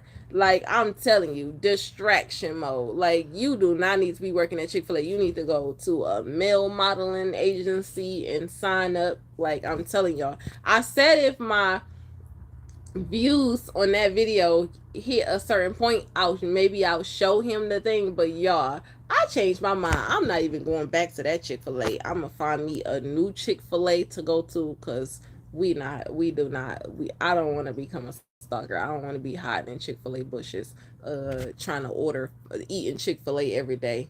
I'm telling you. Okay, that's how fine that man was. Lord. Let's see. Time traveler. And yes, we not doing this. I'm staying in the house. I'm door dashing on my food. Like, for real. I do not need to be out there. Because I'm telling you, unconditional love and being the best friend. Yes, I want to find my best friend. Somebody that is just, because guess what? If you plan on being with somebody for a lifetime in your head, you have to be with somebody that is your best friend, because guess what, when them kids get older, when family and friends go away and people start going off, at the end of the day, when you get in that house, when everybody is out the house, it's gonna be just y'all two. And if y'all not friends, then imagine there's no the companionship, like there's no, it's if it's not there, if y'all not friends, just if you have a good bond with somebody and a good friendship with somebody, like for my best friends, for instance, when we went on our little mini girls trip, we didn't even have to do anything. We can just be in each other's presence and not say anything to each other, because we both work really hard. She's, studying for the criminal to be a criminal attorney. She does legal work. So we work our butts off. So when we see each other, it's like, I see you, you see me. We don't gotta say nothing to each other. There's just a bond. We're vibing, we're eating, we're chilling. Like that same type of bond. That's why I don't have too many friends or whatever, because those things are hard to come by. I don't just want to be hanging out with people or having different people lifestyles and events in my head. Just no, y'all. Even though I'm very social online, I am extremely non-social in person. Like, I don't like being in large groups. I am a small group kind of person. I will separate myself if I'm at an event. Anybody will tell you, when I went to the she trucking expo and it had time for us to go vibe and everything, I will find me a small circle, meaning not 2 to 3, no more than 3 people, and we will be off on a little in the cut somewhere, not in the midst of. I don't like being. I'm not that kind of person. My social battery dies super fast, and I will leave. I don't like being places where I can't get away. I don't like waiting on people. I will come there myself, by myself, meet you, and keep it moving, because when my social battery dies, I am out. So I don't keep a lot of friends, because I don't like a lot of having to commit to certain things, like in people and what they got going on. I don't even like listening to. I don't have a lot of female friends, because I don't got time to be listening to all y'all problems. I got enough situations going on with just myself being dramatic, and I don't even have no me being a single woman. Like, it's been a piece of mine. It's been a piece of mine, honestly. Like, not having to, like, it's been a peace of mind. Just when you in a relationship, you not only have what you go through, but you gotta listen to another person and what they went through that day or what they're going through. And honestly, like, it's been peaceful. I'm just, whatever I go through, I'm dealing with. I don't gotta tolerate or listen to nothing that somebody. It's just like peace. It's peace. It's like mental space. People are taking up mental space into your head, whether you like it or not. So if you gonna take up that space, you better be my freaking husband, because I don't want it. I don't need it. It's unnecessary space. Let's see. Did they complete the overhaul on your tractor? I just got my block cut. That was what was holding up the process. And I have a day and a half. I was just going to say 2 days worth of work left over. So, yeah, this is a live of many lives. Y'all might not see me that often because y'all know when my boyfriend, Big Daddy, come back in town. I'm going to act like I don't know y'all. And we going to be all cuddled up and snuggled up, even though it's getting kind of hot and he big daddy and he be getting kind of hot, so we about to be sweating together. Let's see. Only to find out he into man. Oh, and this is the environment. That's another thing. I did not come here. Y'all know it. I didn't come to my location environment for this. I did come so that I can get closer to, like, I'm closer to my, even though my family stay in Detroit, I'm still closer to them where they can help me come and get my daughter and stuff, so that when I do start dating, I'll have time, because don't nobody want to date with her. She will take up all the shine. She will take up all the, it'll be about her. When I start dating, I want them to focus on me, and then as we're getting to know each other, of course, she's gonna make her way into it because she's always with me. But yeah, and then this area is like historically, oh my god, y'all. But let me tell y'all what I have been doing just to keep myself um from boredom. Like when I get bored or whatever, just because y'all know, and I'm straight up honest with y'all. Remember I told y'all about that dating app or whatever? I be holding conversations with people, and it's not really wasting their time, because if somebody asks me what I'm looking for or whatever, I will tell them straight up, like, I'm just, I don't even plan on meeting up with anybody, nothing. It's really just having conversations with people. I be talking crap, like asking people random questions, and I got a whole bunch of inboxes full of where I've been holding conversations with people, and then as soon as it get to the part where they really trying to like get to like, where you at, when can we meet up for a date, oh, I'm ghost. I'm out of there. I'm out of there. Out of there. Nope. I just wanted to know why your mustache was leaning a little bit too far to the left. That's it. I'm gone. So it's just to keep me busy. Honestly, if I could bother, I don't bother females like that, but I'm pretty sure if it was like an open platform, I would be, I would probably get into it with them probably.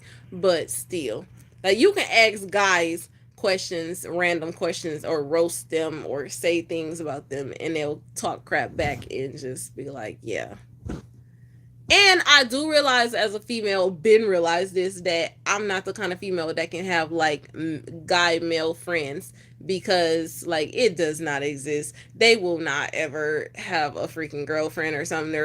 No, we not doing that. Guys always, you cannot have a guy male friend, because they're going to want to they will stick around. A man will stick around and be by your side like he a friend with for a whole decade or more, in hopes that you will one day give them some or talk to them. We not doing that. So for all you men out there that be messaging me talking about some sunshine, just in case you need somebody to talk to, or just to buy pass time, or keep you awake while you driving on them lonely roads, or anything, talk about anything, just take my number down, sugar, and give me a call, and I'm always available to answer, and just talk about, we could talk about anything. No, I'm not talking to y'all. I don't need your number, nothing. We can't be friends, none of that. Because what I don't want is, when I do start dating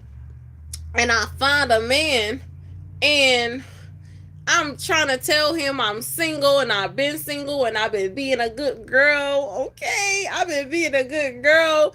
And they say, I got 50 billion phone calls coming in. What's your 20? Okay, where you at? Where you at, sugar? I'm just over here on the I something, and I just meet. No, we not about to do that, because guys be looking like, hold the heck up. You single, by the only thing you single in is I'm telling you, like, I let me tell you, some of these I've been wondering, because let me tell you, I've been in back to back long term relationships and have been faithful for the most part. So this has been my first ending of my relationship where I was unfaithful in a relationship. Y'all know it. I don't have to keep repeating it. But overall, I like being a faithful woman. It feels it's not even hard for me to be faithful. It's not hard for me to be faithful. I like it. I don't see why people have issues. I like having one person that I can just first of all, I'm not set up for that. I'm not set up to be living I don't know what kind of lifestyle you want to call it, but I'm just not set up for that. Everything that I do, I put my all into, and I'm too uh just I don't know how to put it, like homie, like committed to that one person. And I don't believe in, like, I'm a part way germaphobe. So when it comes to like just being free with your body and stuff, I don't like mixing spirits. And I believe that everybody that you encounter and merge with in that manner, you mixing spirits and stuff and soul ties and all that stuff, if you know what I mean. And you're being nasty, and and I'm not a halfway type of person. I'm a all the way type of person. So I don't want to be going all the way unless you my person. Because when I tell you, when I go all the way in, I'm going all the way in. I don't know if I'm translating to y'all or not. Just know that I can't do it. I can't do the halfway look. Come over here, like how y'all people be out there doing. Like, I'm all the way with it. We getting all the way with it. Okay. It says we not set up for that as men either. We set up to be with one woman. Yeah, and another thing about me is I try to be the ultimate woman. I'm not blowing myself up, y'all. I'm not. I promise you, I do.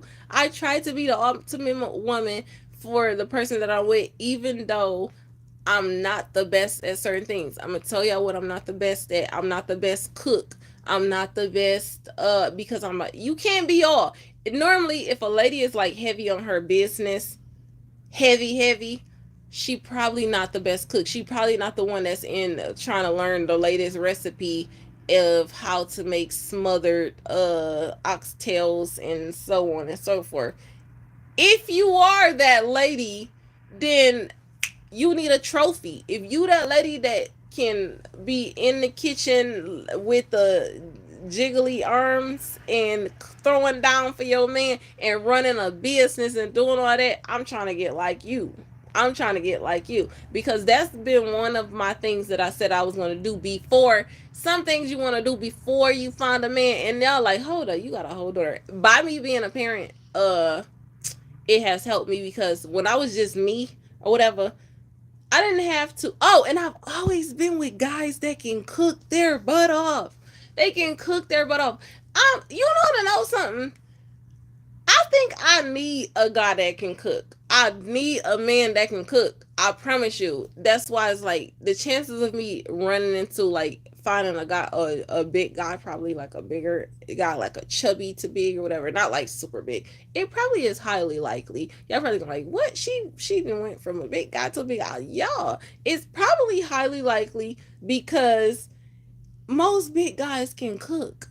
And I'm starting, like, I don't want we gonna both starve. I'm not gonna hold you up because I'm not about to be smothering and this and that and this and that. Now, if that is on my list, but y'all, I like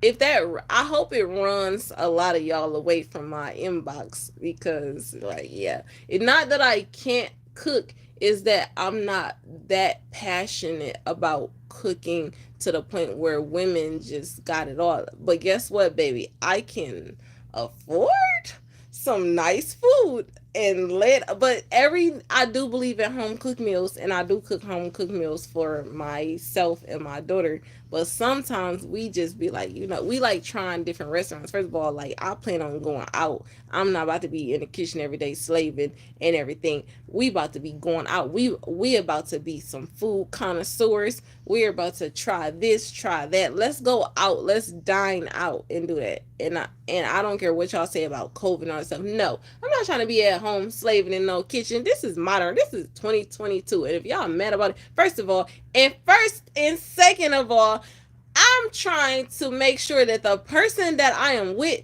we have options. We have options. Let's have a chef come and cook for us at our home, okay? How about that?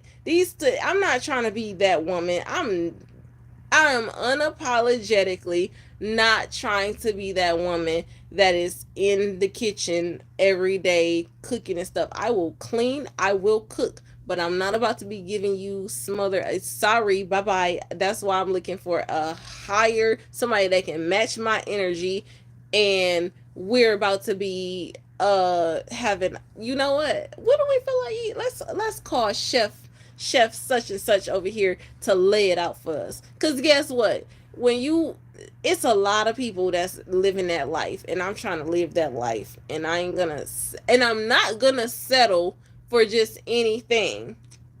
So the Chick-fil-A dude can be fine as ever, but what I look like, I'm not even gonna lie, and I ain't judging people or anything, but what I look like, that would be an extreme downgrade to go from any one of my exes to just picking up some dude from Chick-fil-A. I don't know what he got going on in his life. He could be a secret millionaire. But for face value, it is an extreme downgrade for me. And it's like going from a truck driver to somebody that's selling mixtapes and stuff, and he's super fine and everything on the y'all don't know what's going on. If y'all see me and it ain't gonna happen. It ain't gonna happen.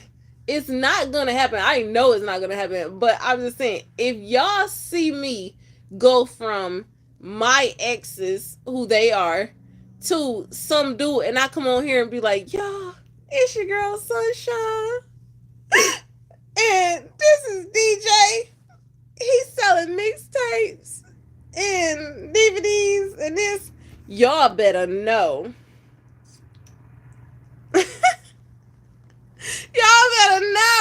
Y'all better know this man is on fire. He on fire. He on fire. I'm gonna be like, just let me be great. Just let me be great. Just let me be great. Do not just let me be great. But I don't want that. That's why I'm joking, y'all. But I'm telling y'all, if an example, when y'all see women and they in them relationships and y'all be like, I don't see why she with this man.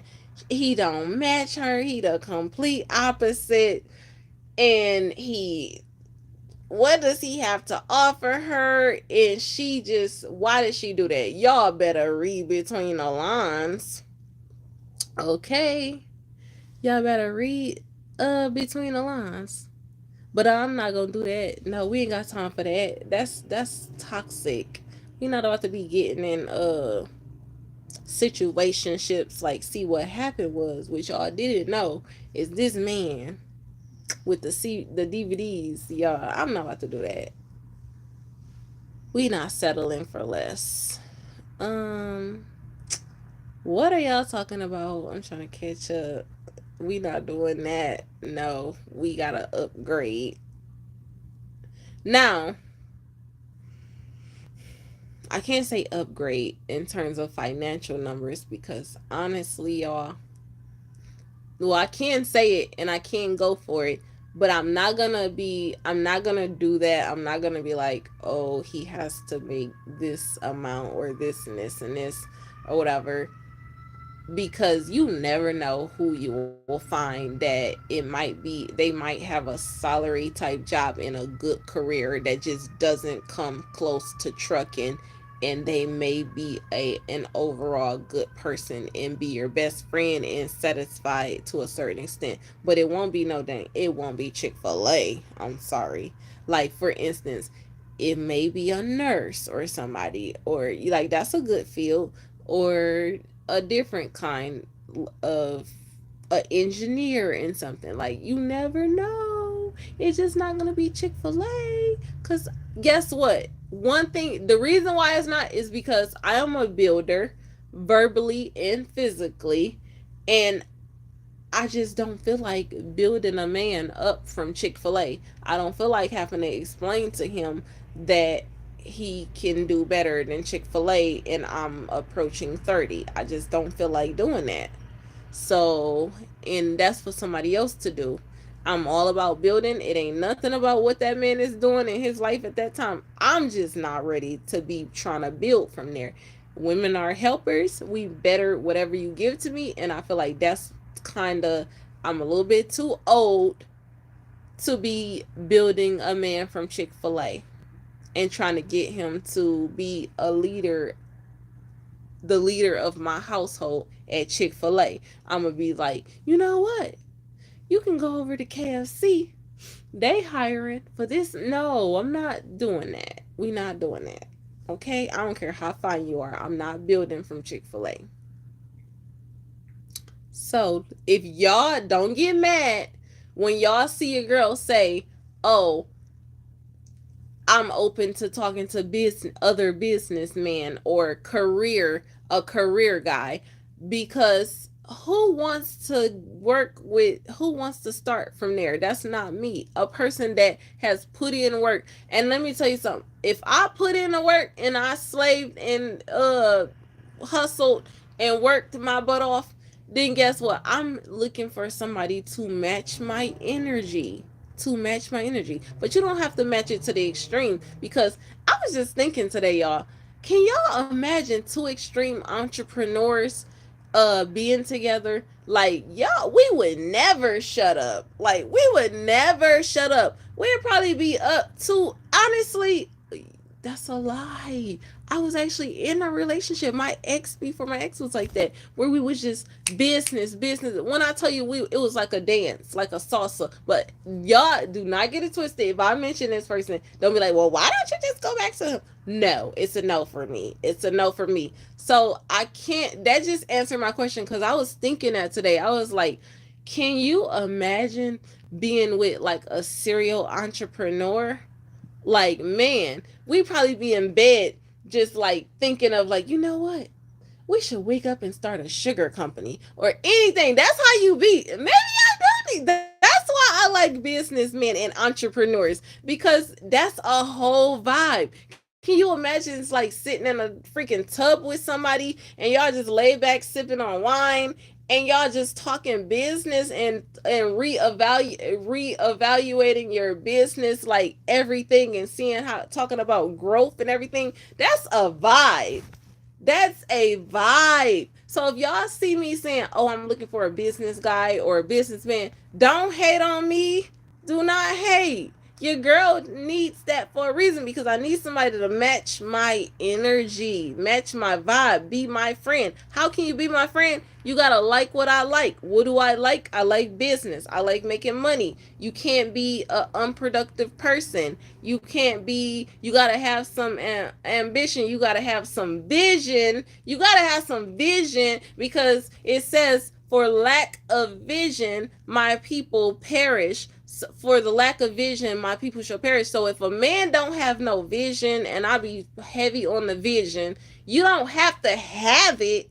I ain't saying he gotta have it. I'm saying he has to have vision of goals and things that he want, and be somewhere. He gotta be somewhere, not just vision, but you gotta have that go getter mentality. Because if I see you talking, guys like to talk, and women do too. But I'm saying, for me on my side, guys like to talk, and you have those that do and those that just talk about it. A guy will sit up and try to impress the crap out of you and talk about so many. Some people good at talking and telling you about what they think, what they should do in the future, or what they got going on.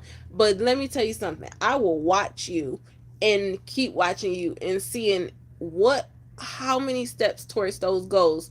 I used to be different. I used to be where you tell me something that you want, And me, here I am.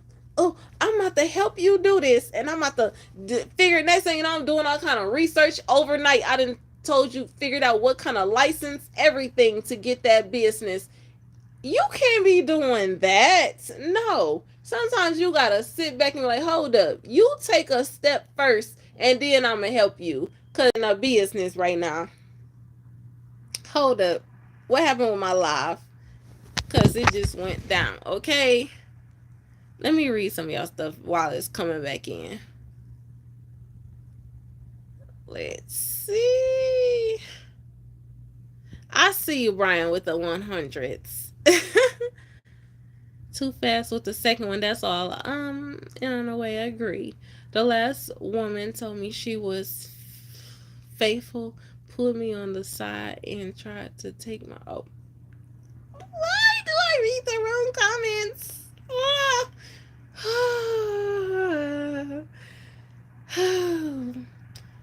I'm gonna read some of these comments in my head first, because I'll be reading the wrong comments out loud. Uh. You definitely are the ultimate woman. Just listen to you for the 15 minutes. You're very strong minded and full of wisdom. I'm telling y'all. Cooking can be learned, not a necessity. Basic are always a start. Yes, and I do have basics. I have some pretty good recipes in my head, y'all. Um, I can cook most. Oh, y'all, guess what? Guess what? Guess what? Guess what? It's time to turn back into the nerd. I'm reading comments, y'all. I just want to notice if I got my glasses off, is because I'm talking to y'all and not listening. So it's time to put the glasses back on. I had to take my glasses off to show y'all um my face expressions of how I was looking at that Chick-fil-A guy. So y'all know I had to be dramatic. Oh, y'all, look at my new picture. Y'all can't see it, but it says hustle in pink above my bed.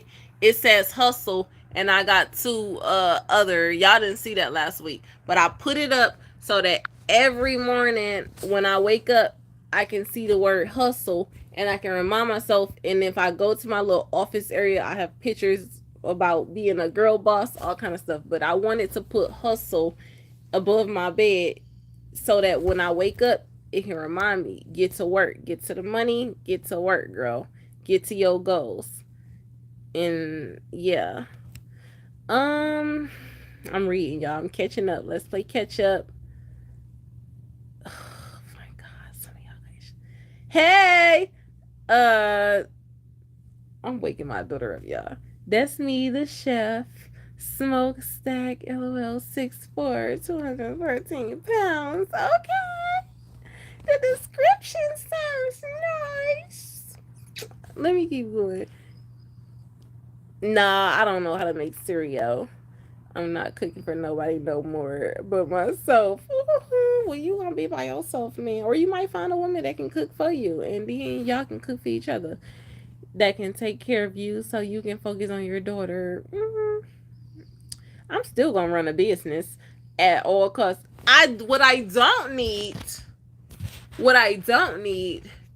is a man. I don't care how much money you make or whatever, or what kind of business you got going on. What I don't need is a man that's going to try to stop me from doing my business. You can take care of me, and you can't. We gonna take care of each other. That's a reword that, because I believe when you with somebody, it's hard for me to not take care. Like taking care of. Yes, I do need a provider, but we gonna. So this is teamwork, baby. I'm a team player. I am a team player. So I'm going to admire the fact that you can provide, and I don't have to run a business or do things. That's a plus. But don't try and stop me from running a business, because baby, guess what I'm going to do as an entrepreneur? I'm going to sit back and look at you and like, hold up, you trying to strip me of my business, of my passion, and what are you trying to do? You trying to handicap me? Because even though this is a lifetime relationship and everything, men have different motives behind what they do. And sometimes you be in it for a lifetime, but sometimes every motive for why a guy wants you to stop doing certain things is because guys, maybe he wants to be a breadwinner, he doesn't want to you making more. It's just so many different things. I don't need that kind of man. I don't need that kind of man. I need a man that's gonna be like, how much we made, baby? Okay, this our business, our family. I'm working out. He's a team player. He putting in that work. He putting in that work for the business, and keep it up. I need somebody that's gonna tell me like you need, that's gonna put positive things into me to grow. As I'm putting into you, you're watering me. We gonna water each other. You're going to be asking me questions instead of trying to stop me from doing my business and telling me to just stay this. You can tell me that. I'm gonna feel safe. It's gonna be like everybody hates Chris. Everybody hates Chris. The mom, she used to tell me all the time, I don't need this job. My husband got two jobs. When I tell you, that's the perfect way to put it. She still worked, but at any given moment, she could just say, forget this. My husband got two jobs. I love that, the fact that she said that, because it takes, mentally, it takes off a lot of, when you are comfort in this man and know that he gonna provide for you and he don't have no ill intentions or whatever, and he not trying to just have you guys be, y'all weird. Y'all weird. Y'all be trying to lock women down in different ways when you just be a family. Like in your head, like I'm about to give her, like keep her pregnant and so many things. Like, oh my god, just first of all, that's why I want to be with a business person, because first of all, you not about to, we not trying to be all babied up and pregnant. We trying to make some money. How we gonna fly to Dubai? How we gonna do all this stuff if we holding on all these different packages and stuff? Okay, we not trying to do that. We trying to make money and build our empire, and then we can have this and this and this. We already got one. Lord, let's see. I'm skipping up. Y'all, because I've been on here. I gotta skip up. It says, I'll be watching your goals in the kitchen, lurking. Hope you don't burn the next meal. I was saying, and no, I don't be burning meals, but I was saying, like, the guy would have to, if I'm running a business, how can, and you running a business, we're running, eventually I'm going to be helping you in some way if I can, because some businesses I'm not going to be able to, if it, depending on what it is, I may not be able to assist, but I'm pretty sure I'll figure out a way to help. It's always a way that you can help a man, and it's always a way to, I don't expect, what if I don't date a truck driver? What if it's somebody that's not into trucking? If you not into trucking, I'm not going to force you into trucking because this was not your industry. But guess what? Don't try to stop me. Don't stop me. Don't try to stop me from doing what I love. Because if you met me and I was running a business and doing all this, don't try and stop me from doing what I love and making money, because it's for, if you try to stop me, I'm gonna you better be sitting on boohoo money. Cause guess what? If you sitting on boohoo money, guess what Sunshine gonna do? She gonna come on this live and be like, y'all, I'm retired because my husband, not boyfriend, we not doing, we not shutting down for no boyfriends, nothing. Because my husband, I'm a cat woman, y'all. Y'all gonna see the nails gonna be on French.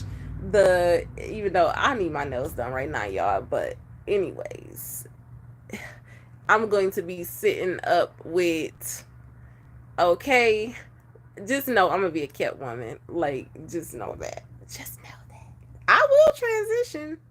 I don't think I can do it, y'all. I don't think I can do it. It'll be like, okay, if I ever had to stop working or whatever, I would still be trying to help him with his dang on business. Like, it's just in me to do some business. I'm like, how can I help you? I'm like, how can I help you kind of woman. I'm telling you. I would have to help in some way, or I would drive myself crazy just trying to be a stay at home. Just, oh my God, just honey, no, I need to work. I'm gonna drive myself crazy trying to be. I'm not set up to be one of those kind of women walking through a big old palace. Just like, I'll look good doing it, but I will be figuring out. I would probably be on a. I would have to sneak a dang on business. When he leave, I would have my laptop set up like he just don't know it. Like I'm gonna have some kind of business going on. I don't care. I got to work. I'm telling you, I got to work. My mind is steady going, and like how can I? I'm an entrepreneur. Like I was born this way, so I got to do something. So don't try and stop me. Don't try and stop me from being who I naturally am. My dad had his own business. My mom ran her business. Both of my parents were entrepreneurs and business people. So imagine when them two combined and boomed up, they made me, and it's in me. It's naturally in me. So let's talk. Let's focus back on you guys. Let's see. I'm over here talking and not listening. Back up. So, hi, Jens. Hi, Dusty DJ. Yes.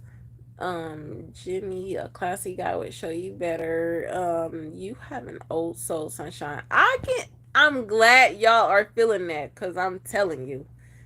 I'm glad y'all are feeling that because that's me. I've always been told that, and I've always hung around older women. When I say older, I'm talking about like 75, 95. When I tell y'all I get along so well with older women, I can talk to them. I've said this enough. It's so peaceful. They tell you what they've been through in life.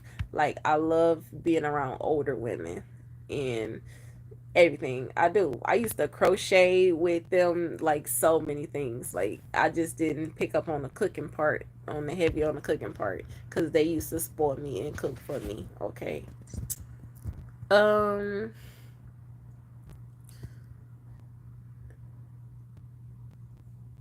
I'm monitoring my comments and what I read out loud.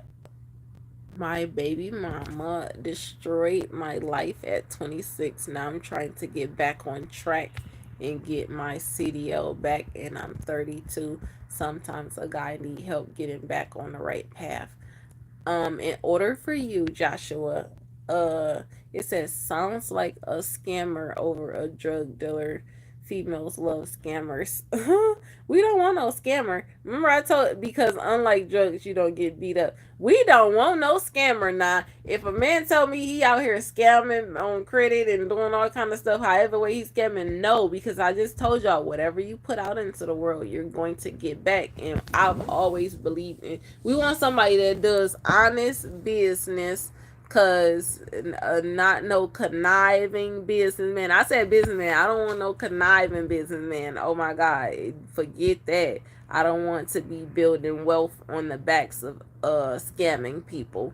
Like, and then we sitting somewhere old and successful, and you gotta live with that. I believe in so many things. Like, I'm not doing that. No, I want people to be like, you know what, that lady, one thing about her, like she did great, honest, fair business. She got me some days, I got her on other days. But one thing, I do fair and honest business, and I don't want to be with a man, because when you be with somebody that is like that, which my ex before my ex was a very ruthless businessman, and he wasn't scamming, but sometimes he did. He didn't keep his word on deals, and he would like take the funds first and then deal with it later, and it was so a headache. And it's like I told myself, when I get a chance to run my own business, I will not be like him, because yeah, like he was ruthless. He would be like, I don't give a flip what, he will tell you whatever to get, and you will write the check because he had the gift of gab. But he sometimes did not complete the end part. He'll start off good, and the end part of the deal would fly to the left. He'll get be do all over the place businessman, but successful. I don't want that. No, we don't want no scammer. And you said your baby mama destroyed your life at 26. Now you're trying to get back on track and get your CDLs back, and you 32. one thing we're not going to do that I don't recommend, if you're trying to get your life back on track, do not, as a 32, we grown. And that was 26 and you 32. That means you had how many years of a get yourself together?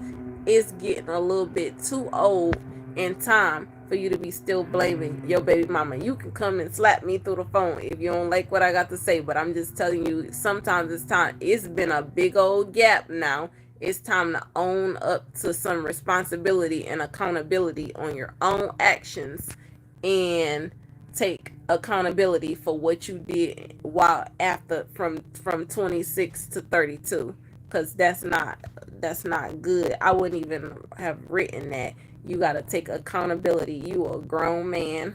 You got to take accountability. And I'm super straightforward and blunt. I'm not trying to like cut into you or anything, but at me, it's the same information or reaction I would give to you is the same reaction to myself. Me as a 29-year-old woman, it don't matter what happened in my past relationship, who did what, or who said what, or what happened and take place.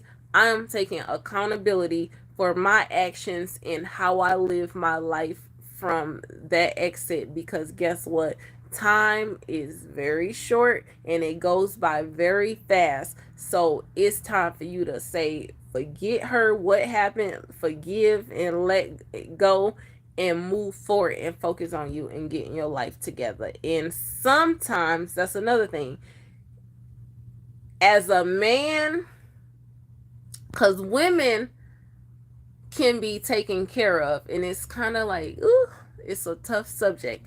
Women can be taken care of, but as a man, you guys are known to be providers in everything. So if I was a man, I'm just gonna say it this way: if I was a man and I went through a tribulation for whatever reason and I fell off in my life, I would not make the statement that I need someone to help build me up, because as a woman, I want to be a strong woman, and as a man, I want to be even stronger man, because men hold more responsibility, because guess what? You are the leader. You are about to take a big responsibility. You are about to lead a family. You're about to create a whole freaking extend your family tree. You have the biggest role ever. So as a man, it would not come out of my mouth that I need a woman to help build me up. No, baby. What I'm going to do is respectfully do what I'm doing. Take a break from dating. Don't look for no woman to build you up, because as a man, you're supposed to be already established before you even find a woman. Don't look for a woman to build you up. If it happens and it just do that, but don't make that statement. Sometimes you gotta take a break. If I was a man and, for instance, let's say I wanted to start dating, but I couldn't afford to take a woman on a date, guess what? I'm not ready to be dating. I'm not ready to be looking for no woman. You need to go and buy the table first. You gotta go and get that table, so that when that woman comes, all she gonna have to do, you're just gonna open her seat and tell her to have a seat. And guess what? That don't mean she coming to the table empty handed. Don't get it confused, because y'all probably guys like, please, not these women today. We ain't bringing no table for you. You better be lucky if I even direct you to into the restaurant, okay, to eat. So don't, if you it oh my god, it's just, this whole world is just like all over the place, y'all, with just dating and marriages and everything. It's like, ugh. So look, just know, if I was a man and I was doing bad in my life and needed to get up off my feet, I would shut. Or I don't want it. I cannot afford to date. I cannot afford to entertain a woman. I can't provide for no woman. I'm not ready. I'm not ready. It don't mean that you're not a man. You are a man. Like, you are a man. But it just means that you're not ready for that part in you're not ready for a family. You're not ready for none of that stuff, to date or pursue anything. You need to focus on yourself, regrouping, getting your life together. And guess what? When you're doing that, guys actually save more money and do better when they not dating anyway. Because when y'all dating, y'all spending money. So don't do that. See how much money you save when you single as a guy. Y'all save so much money. Do way better. When you get that woman, you gotta buy her roses. You gotta do all this stuff and everything. It's just y'all not ready. Get the table, get your career alignment, and get yourself together. You can do it by yourself. And guess what? When you meet that woman, then you'll be able to tell her, I love it when a man can tell me, I got my own this, that, I got my stuff together. I got it together. Because what he don't know is when I come, I'm gonna be like, well, guess what?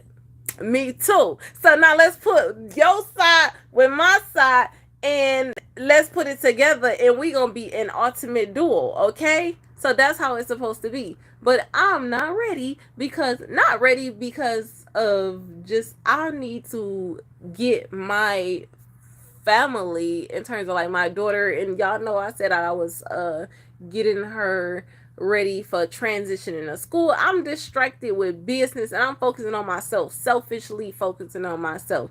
So you could be not ready for different reasons, whether you're not together financially wise, career wise, or as a man, or whatever, or you just not ready to be committing yourself or submitting as a woman, because women don't like to say the word submit, but I'm not ready to submit myself and my daughter, because as a family I come with a smaller person and we are two women. I'm a woman, she's a young lady, a toddler.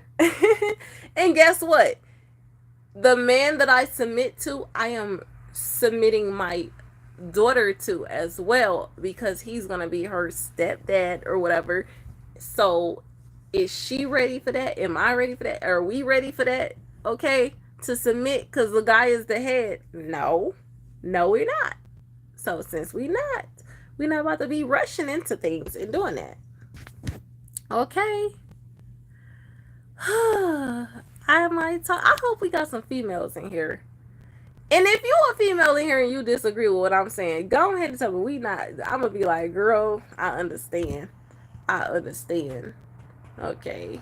But really, when I say speak of like submitting to a man, I'm not talking about like, here's your tea, sir, or here's your. I mean like showing honor, showing honor to this man, and showing honor, you're showing him that he is the head of the household and you are putting your full trust that he can lead you, that he is, yes, like you gotta be you have to be a leader to lead my household, because it's only two of us right now, but we got between my 3-year-old and me, like you leading a real empire. So you better be ready. Don't be just on some old, oh, I'm just trying to, oh, I'm just like lusting type stuff. You better be ready to lead, because guess what? We gonna shake you and rattle you and test you to make sure you are capable of leading before we submit to you. If my daughter don't do it, I know if you can even make it past her, she gonna test you. Okay, let's see. Not forget that, sunshine. I'm a gentleman. I love giving out roses and opening up the car doors for a lady. That's another plus. Ooh, wait. Y'all know how hard it is to find genuine, pure gentlemen. Like, people will fake it and hand out roses in the beginning and open doors and do all of this stuff. But have you ever, oh my God, I said admire, y'all. I admire the older couples. When you see an old man and he dressed up, they sure know how to dress. He dressed up in his nice suit or dress clothes, and you see him going, y'all getting ready to go into a restaurant, or you, I've been sitting in restaurants before, and you know how you look out the glass, and I seen this older guy, he get out and he opened the door for his wife and dropped her off at the door, and then when it got time to leave, he had her stand at the door, and he go get the car and bring it up front, and he get out and open the door, and I can tell she get that on a regular. When it's done naturally, when he look at you because you opened the door yourself. Oh my god, I would love to have that. Oh my god, you wouldn't be able to tell, y'all wouldn't be able to tell me nothing. Y'all wouldn't be able to tell me nothing. I'm gonna be like, watch this. I'm not touching that handle. Try me. Don't spoil me and then try to act different and take it back. Don't do that. I'm not touching my whole freaking right hand gonna be cut off and in my shoulder. I'm in my head mentally. I chopped off my whole right hand because if whatever door I'm not reaching.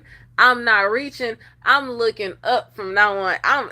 Don't do that to me. Let me find a gentleman, a true gentleman that just does it military style. Like, you know how people get up, military people get up and they make that bed the same way perfectly every day. It ain't never undone and they on a strict schedule. Let me find a man that's military style gentleman. I'm telling you, cut my whole right arm off because I ain't touching that door. I ain't touching it. Okay? It's not existent. Okay? Non-existent. Then I be looking at those older women like, that's what I'm talking about. That don't mean he perfect though. He could have been taking her through some bull crap and all kind of stuff. But guess what? It's just the admiration that comes from strangers, that just come from strangers when you gotta look, you eating your food at a restaurant and you like, look at this, just look at this, somebody come look at this, he out here just, oh, just showing, it just give you hope as a woman. Trust me, women be looking, it gives you hope as a woman that there are still gentlemen out there that still do that. So start, y'all.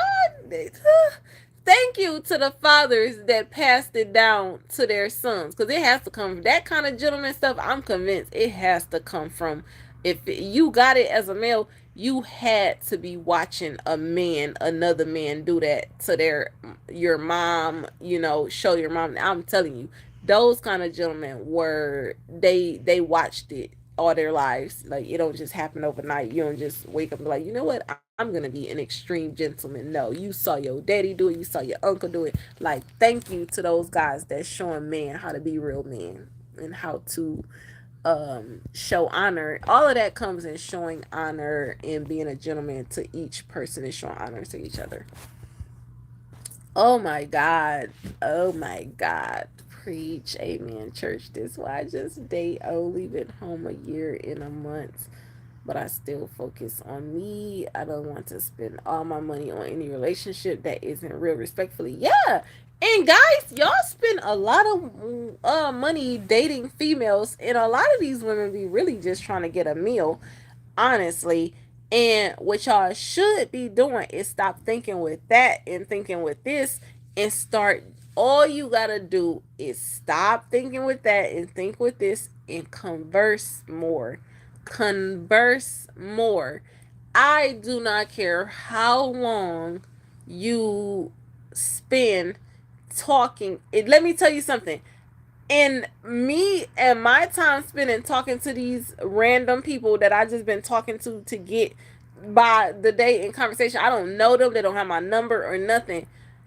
I realized that it's a lot of men out here that is not gonna talk you to that. Eventually, they true colors, even in talking to them, their true colors is going to come out, and they're gonna be like, get tired. But you know what, they gonna, if they on a chase or on a hunt for some kitty or whatever they on a hunt for, they are going to, I don't care how fine you are, they gonna try to, you gonna notice them slowly dragging away, like, I'm not talking to her right now, let me switch over to this lady over here because she might be trying to give me something or something like that, and I'm gonna get back to you. Nope. Because guess what, if I'm talking to you and you skip a day without talking to me or giving me a good morning, gorgeous.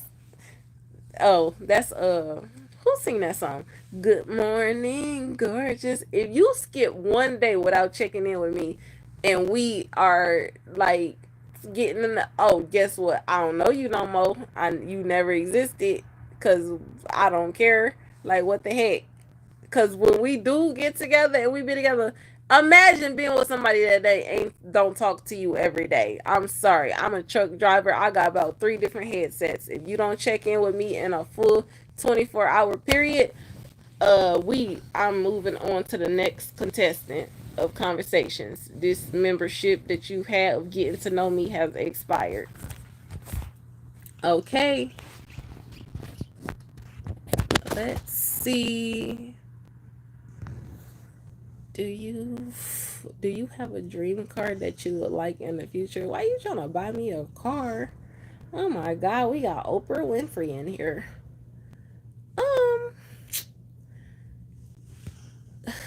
I like I do plan on getting a luxury vehicle. I don't know. My mind is not made up. It says I was thinking about you tonight. I was doing something else, but don't make me read this and it's something crazy. Oh, guess what? D Nice. What happened to your date you said you was going on today? I think you commented on one of my statuses and said don't go live today. Don't go live today because you got a date. Are you? I truly hope, because that is not a gentleman. I just truly hope that you did not, that you not on your date and watching me on live. And I truly hope that you didn't cancel your date to watch my live, because, baby, you probably missed out on a great woman, a great opportunity. I was thinking about you tonight. I was doing something else, but now I'm focused on what you talking about, respectfully. I just hope you wasn't on your date watching me on live. Oh my God. You better not. Let's see. Oh my God. If you on your date and you watching me on live, I promise you, if you are that lady, please put me on speakerphone. If you that lady and you on a date with this man and he watching me on live, please get up from that table wherever you are and leave. Because clearly his priorities and focus and attention is on the wrong individual right now. And he is not taking you serious. Okay? That's all I had to say. I'm a diabetic. That's why I ain't got my L's back. Okay. She cheated and called the police after I got a new girl. I got my own spot, but I'm not settling for ratchets. Been celibate, striving for better. That is good to hear. But what I need you to do, Mr. 32, I think you said you was 32, Joshua, is to don't even bring her up no more. And how you gonna find a woman and you still talking a good woman and you still talking about your baby mama? She taking up mental space in your head. Too much mental space. And imagine she probably somewhere eating shrimp and lobster tails with whoever or whatever. And you on a live, I don't know her from Adam and Eve, and you on a live bringing up what she did to you.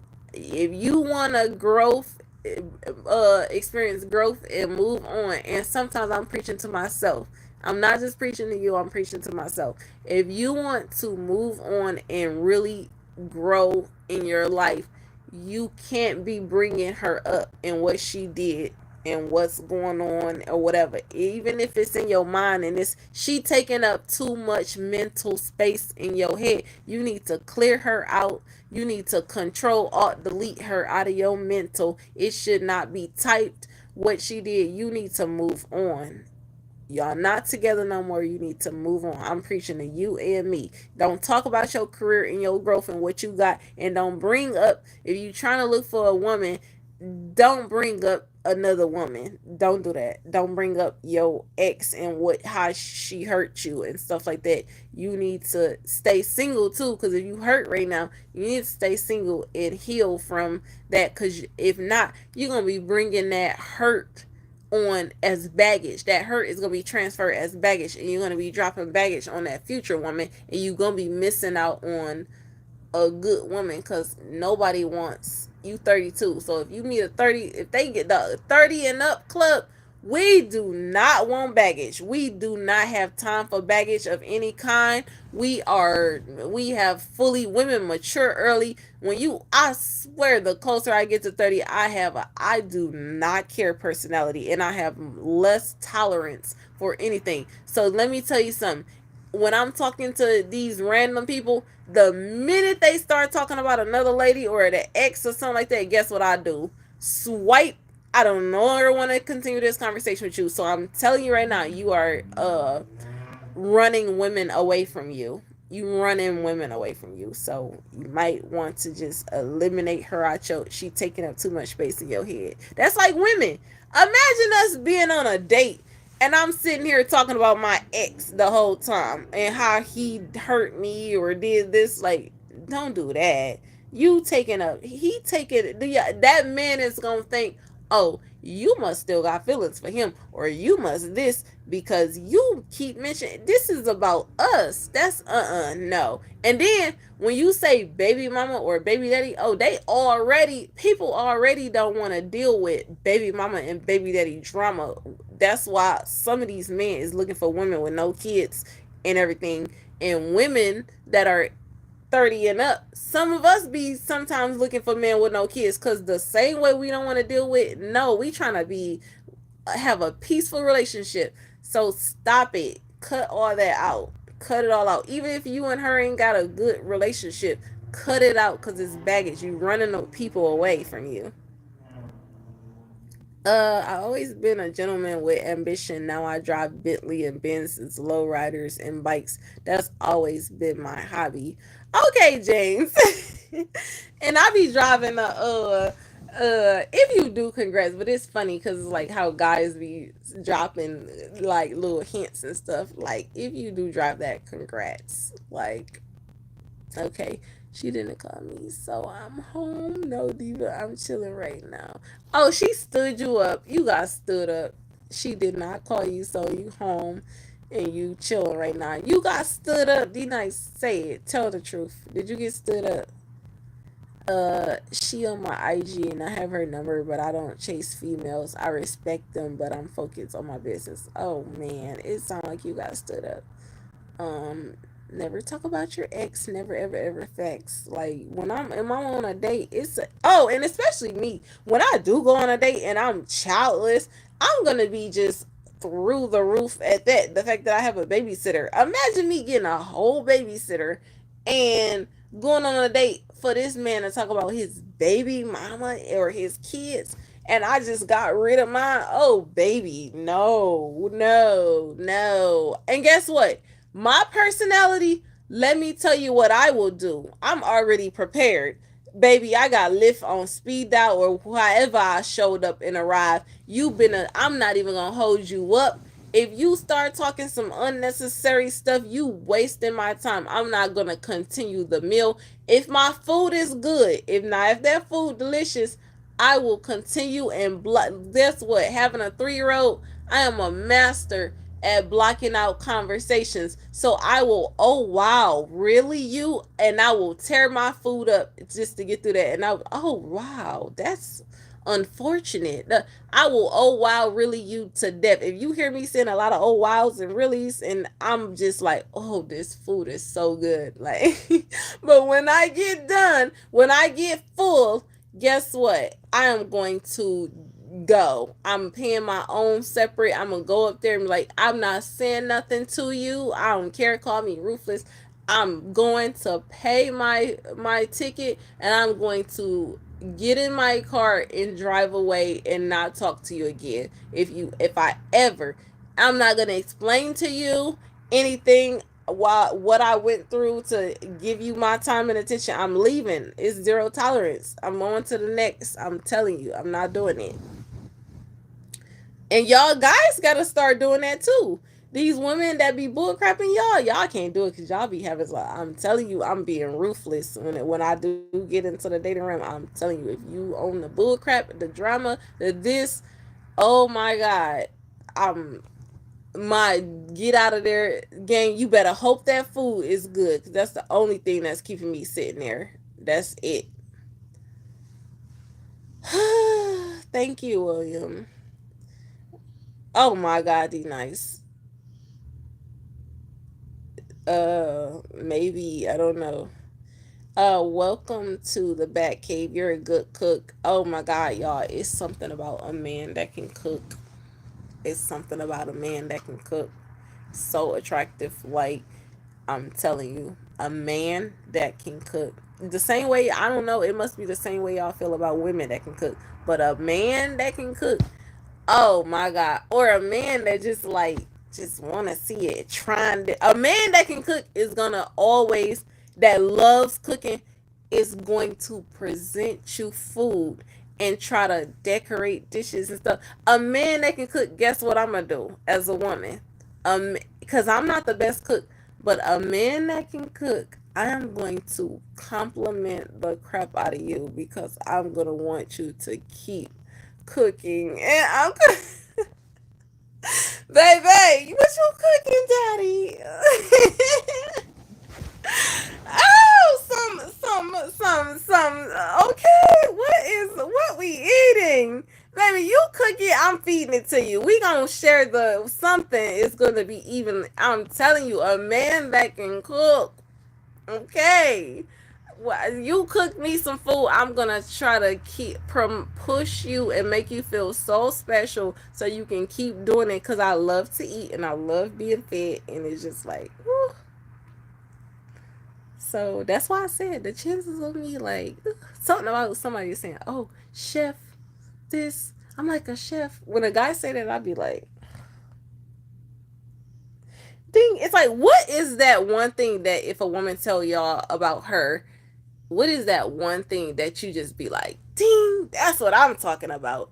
What is that one thing when a woman say, "Oh, this," that's what I'm talking about. Maybe it's equivalent to a woman saying, "Oh, I ain't got no kids" or something. I don't know, cause Lord, oh, I've been long messing with people telling them I got like 4 kids, different. Oh my God, just the whole just a waste time in conversation. I'm telling you, I need to stop. I gotta ask y'all some questions since we got 37. 37. Guess what, y'all? We've been on this live for 2 hours and 36 minutes. But y'all actually kept me entertained this time. Y'all really did. Normally I be just going off at the ain't nobody gonna rewatch this, y'all. Who actually gonna watch a 2 hour and 36 minute live like of me talking about yeah. Ain't nobody. They gonna watch some of it and bits and pieces of it, but no, we not watching this for no 2 hours and 36 minutes. If she knows how to manage money, oh yes, that's a good one. That's a good one. When I didn't have kids and live a single life, I was cooking just because I listened to the females in my family. Thank you, guys, for the people that's still here, like the 43 people. Because I know one thing: I've never sat and watched a 2 hour live. So if y'all still here, thank you for being here in my family. Talk when I didn't have kids and live a single life. I was cooking just because I listened to the females in my family. Yeah, you gotta know how to cook. Don't pay me no mind. My baby mama said I can't talk to you because you way out of my league. She drives too, but we not together. We just cool. She says you can't talk to me. Well, if you don't leave me alone, stop making. Oh my God, y'all is funny. It says she drives too, but not together. We just cool. Don't put me in y'all mess. If you a feet, first of all, if she drives trucks too, tell her I said, "How you doing, girl?" Okay, I do not want to be in no trucker versus trucker mess. No, and I'm gonna take her side regardless. So if she tell me like, that's my baby daddy over there, and his name William Jefferson, and he like you, don't talk to him, girl. I'm gonna be like, girl, thank you. So if she contact me and say don't talk to him, I'm gonna be like, girl, thank you. I'm not just because you said it. We women truckers stick together. Don't be trying to put me in y'all mess. We stick it together. That would definitely rewatch this live. Thank you. Over 40 great can cook, even bake cakes. Oh my God. I remember this lady, her husband name was Frank or whatever, my mom's godmother. This man could bake his butt off. I miss him so much. He's not here anymore. But when I tell you, we still talk about his cakes to this day. Something about a man that can bake, cook and bake. Oh my God, he used to have all the time just a chocolate cake, whatever different kind of cakes you want. Man, a man that can cook and a baker to be oh my God, I'm telling you. I was telling my day one homie about you. I'm cleaning my truck listening to you. Oh, I know you deep cleaning and scrubbing.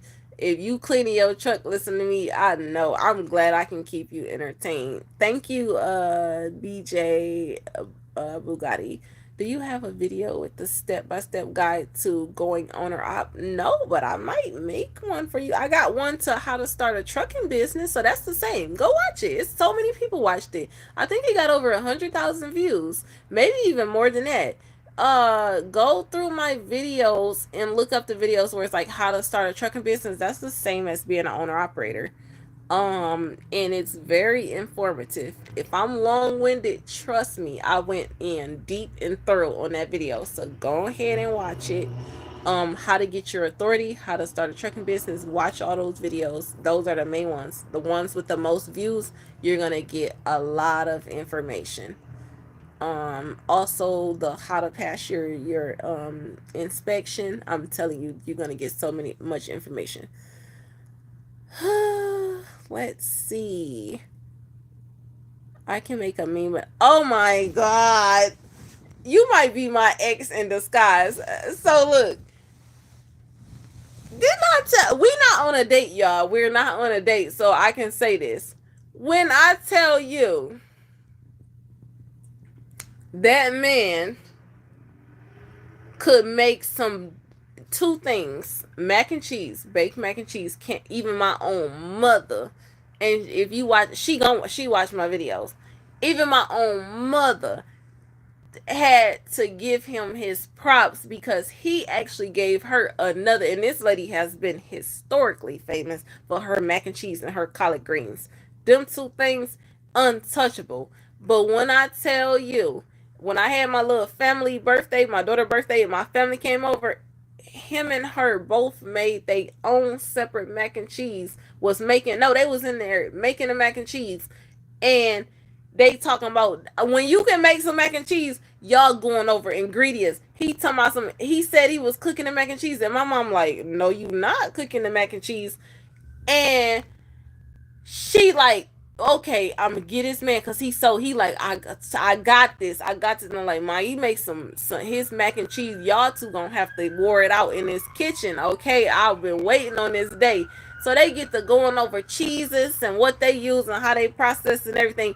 These two then came together with their own recipe and put together a mac and cheese where the whole family that's kept coming in. Everybody kept coming and asking who made the mac and cheese. Her and him, her and him.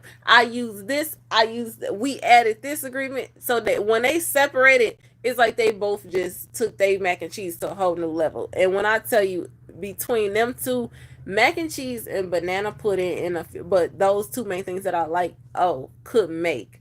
I be mad sometimes when the holidays be passing over and I'm singing. I'll be like, dang, can you just bring me a plate of banana pudding? Like, I don't like you.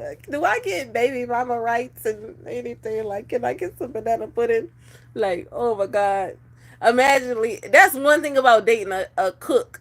When y'all no longer together, that is a benefit. Like that you is not getting no more. That is a benefit. So if you dating a cook and guess what? Like a good cook, I'm telling you, that is a benefit. Even with the women. Imagine going from a woman that's cooking you full meals and just like a whole chef at home and then going to a woman like me that's not big on cooking. Oh, you about to suffer. You about to go through a mental process. You gonna be considering like if I borderline about to burn some food, you gonna probably think about your ex and be like, oh my God, I could be eating some other oxtails right now and this girl in here burning this dang on grilled cheese sandwich trying to serve it to me.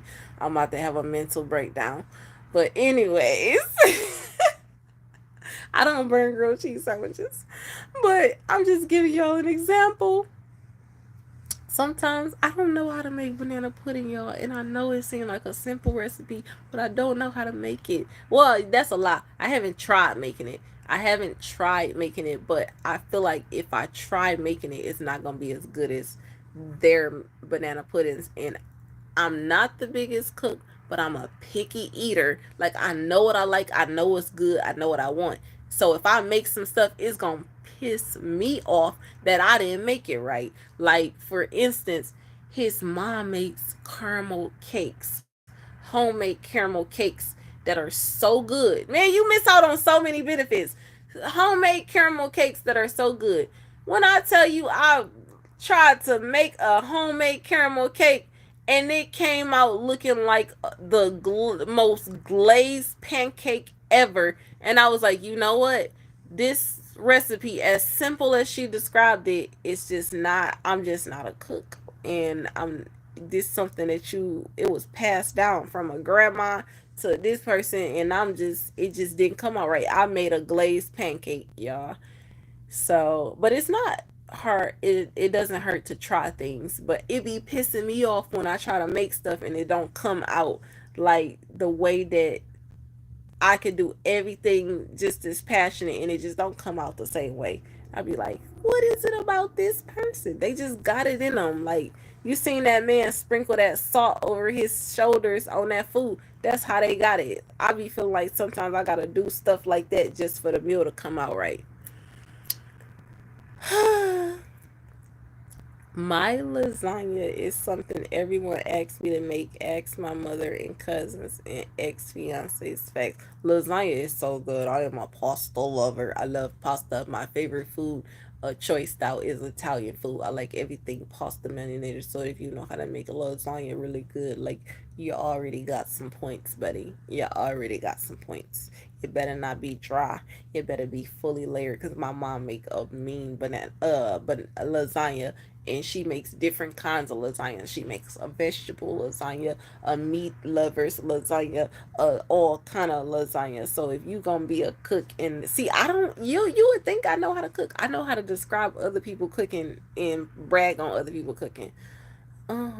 Speaking of cooking, if y'all go to my TikTok, not TikTok, Instagram account, y'all will see I tried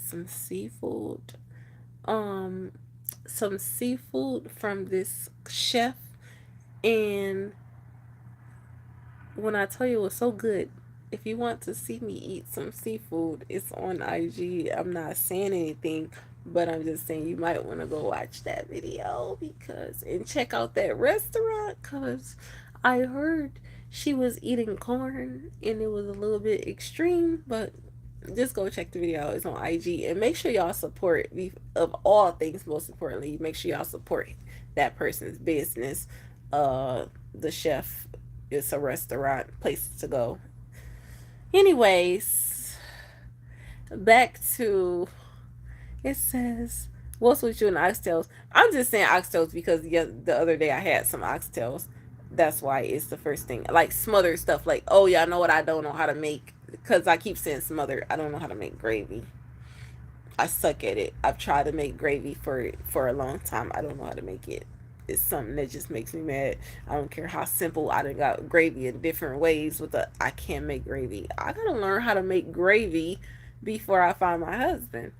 Cause I like gravy on stuff. I like smother this. How I'm gonna cook a dinner and I'm baking something or I wanna put some make some pork chops, which I haven't ate pork chops in a long time, but some pork chops and I want some gravy, some smothered pork chops with some rice or some mashed potatoes. I gotta make some gravy. I don't know how to make gravy.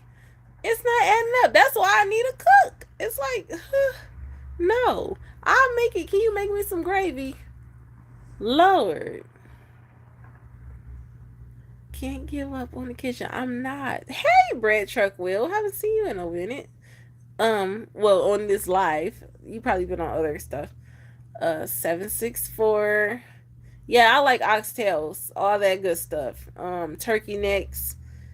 Wait, you not the best cook and can't make banana bread. You can't be sexy and a boss but don't know how to feed me. Pick a struggle diva. Hold the freak up. Wait, I'm reading that again. You can't be sexy and a boss but don't know how to feed me. Oh, I didn't say you was gonna starve.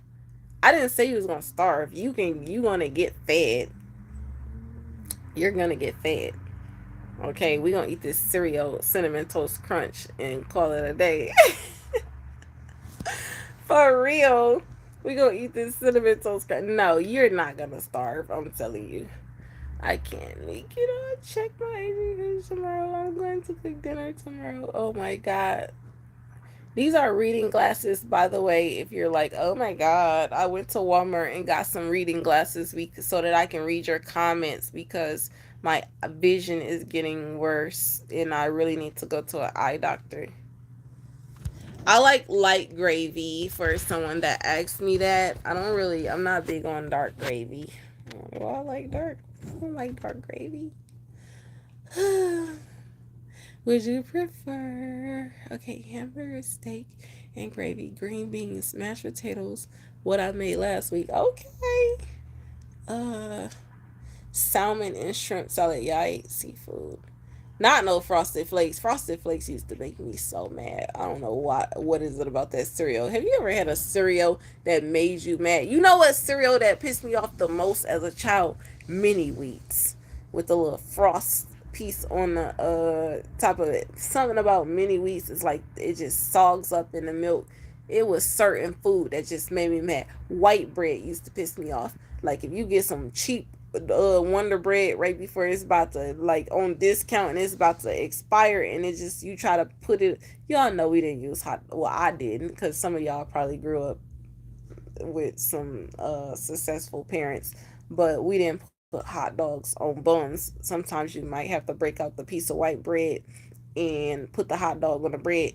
I used to be so mad if my bread used to put that hot dog on that old piece of bread and that bread split down the middle and you trying to hold the piece of bread together and eat the hot dog and it's breaking up.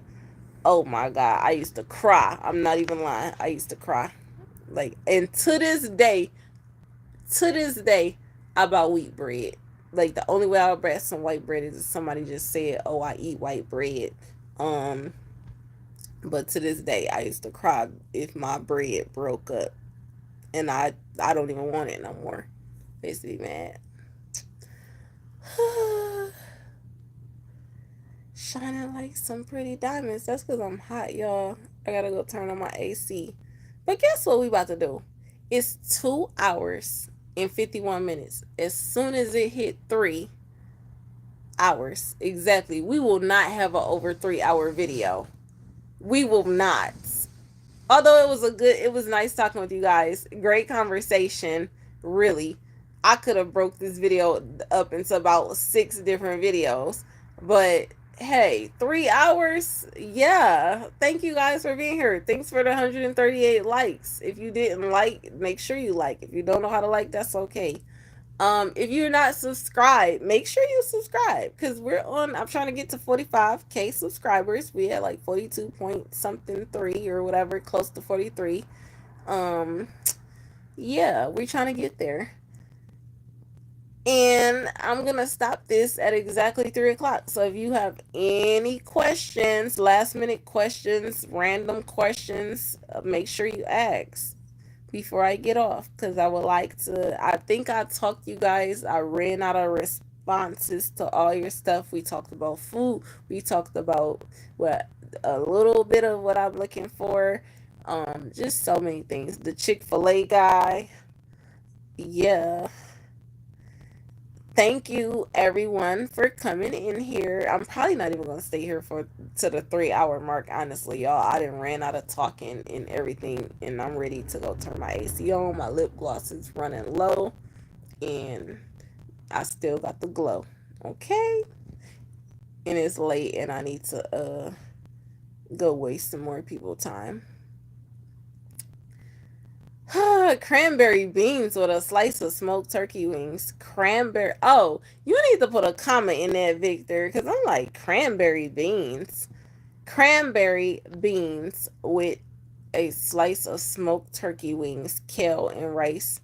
You are a borderline. Are you a vegetarian or somewhat similar to that? Because you said turkey wings. Yeah, I haven't never had turkey wings before. I didn't even know they had turkey wings.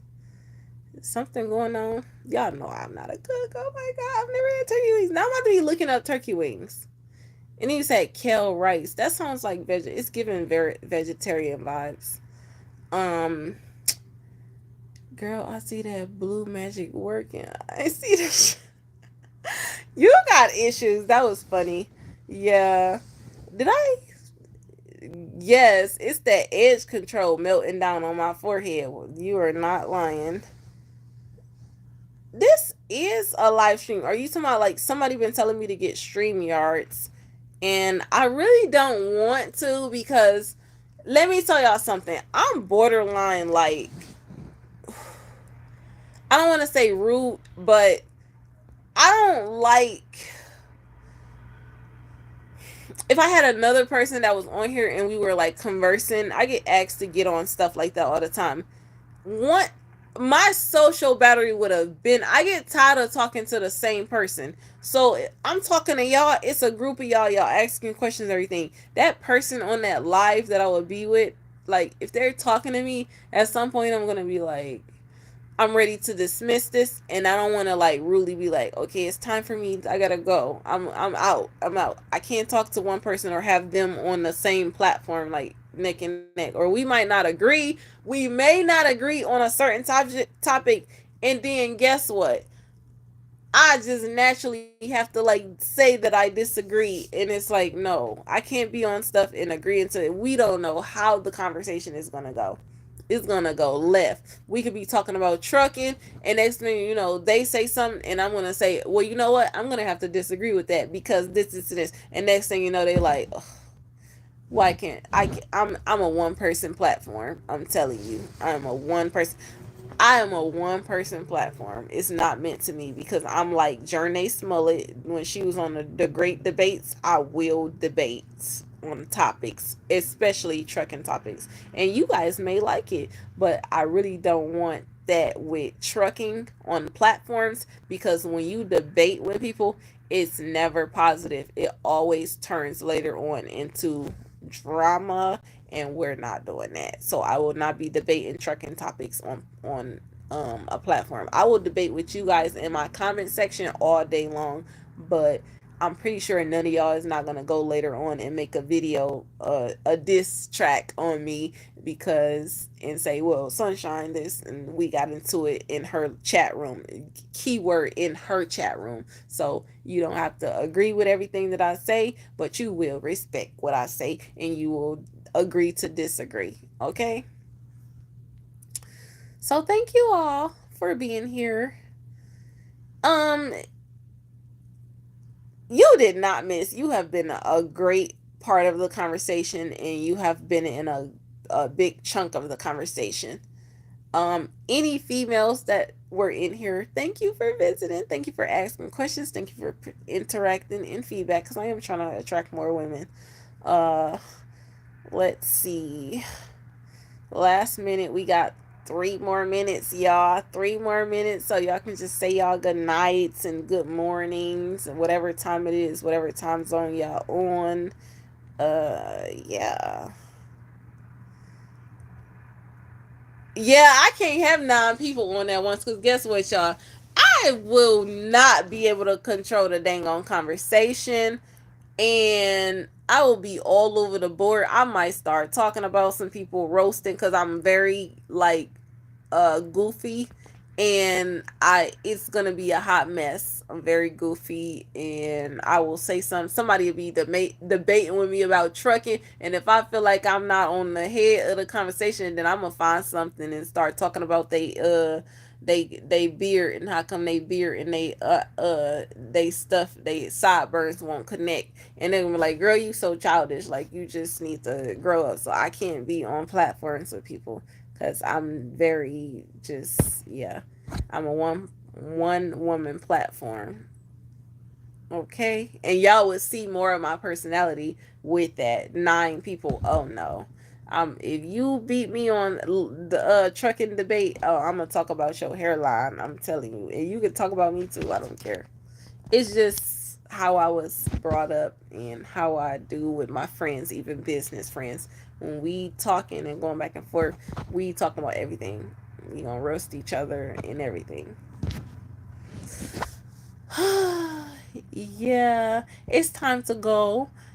Um, don't talk about me. Oh my god. Y'all, speaking of that, in closing, if y'all out here on this road, it's about to be what is it, a day away from spring. Go get y'all haircuts. Be out here looking decent and and looking presentable, because especially if y'all looking for other women truckers out here, and not other women truckers but women truckers and stuff. It's a lot of single, beautiful single women truckers out here, but guess what, y'all be looking hit with these 9 haircuts. And get y'all haircuts. The groom job just does the trick. Something about seeing a well groomed man. Get y'all haircuts. Stop at these. I see plenty of like barbershops. I see more barbers in truck stops, salons and truck stops than beauty. So get your haircut. Learn how to cut your own hair. Oh my god. Stay groomed up. Anyways, peace, y'all. 39, 40 seconds. See y'all later. I can take my nerd glasses off now. Thank y'all so much for being here on this 3-hour video. Peace, love, deuces. Good night. Bye.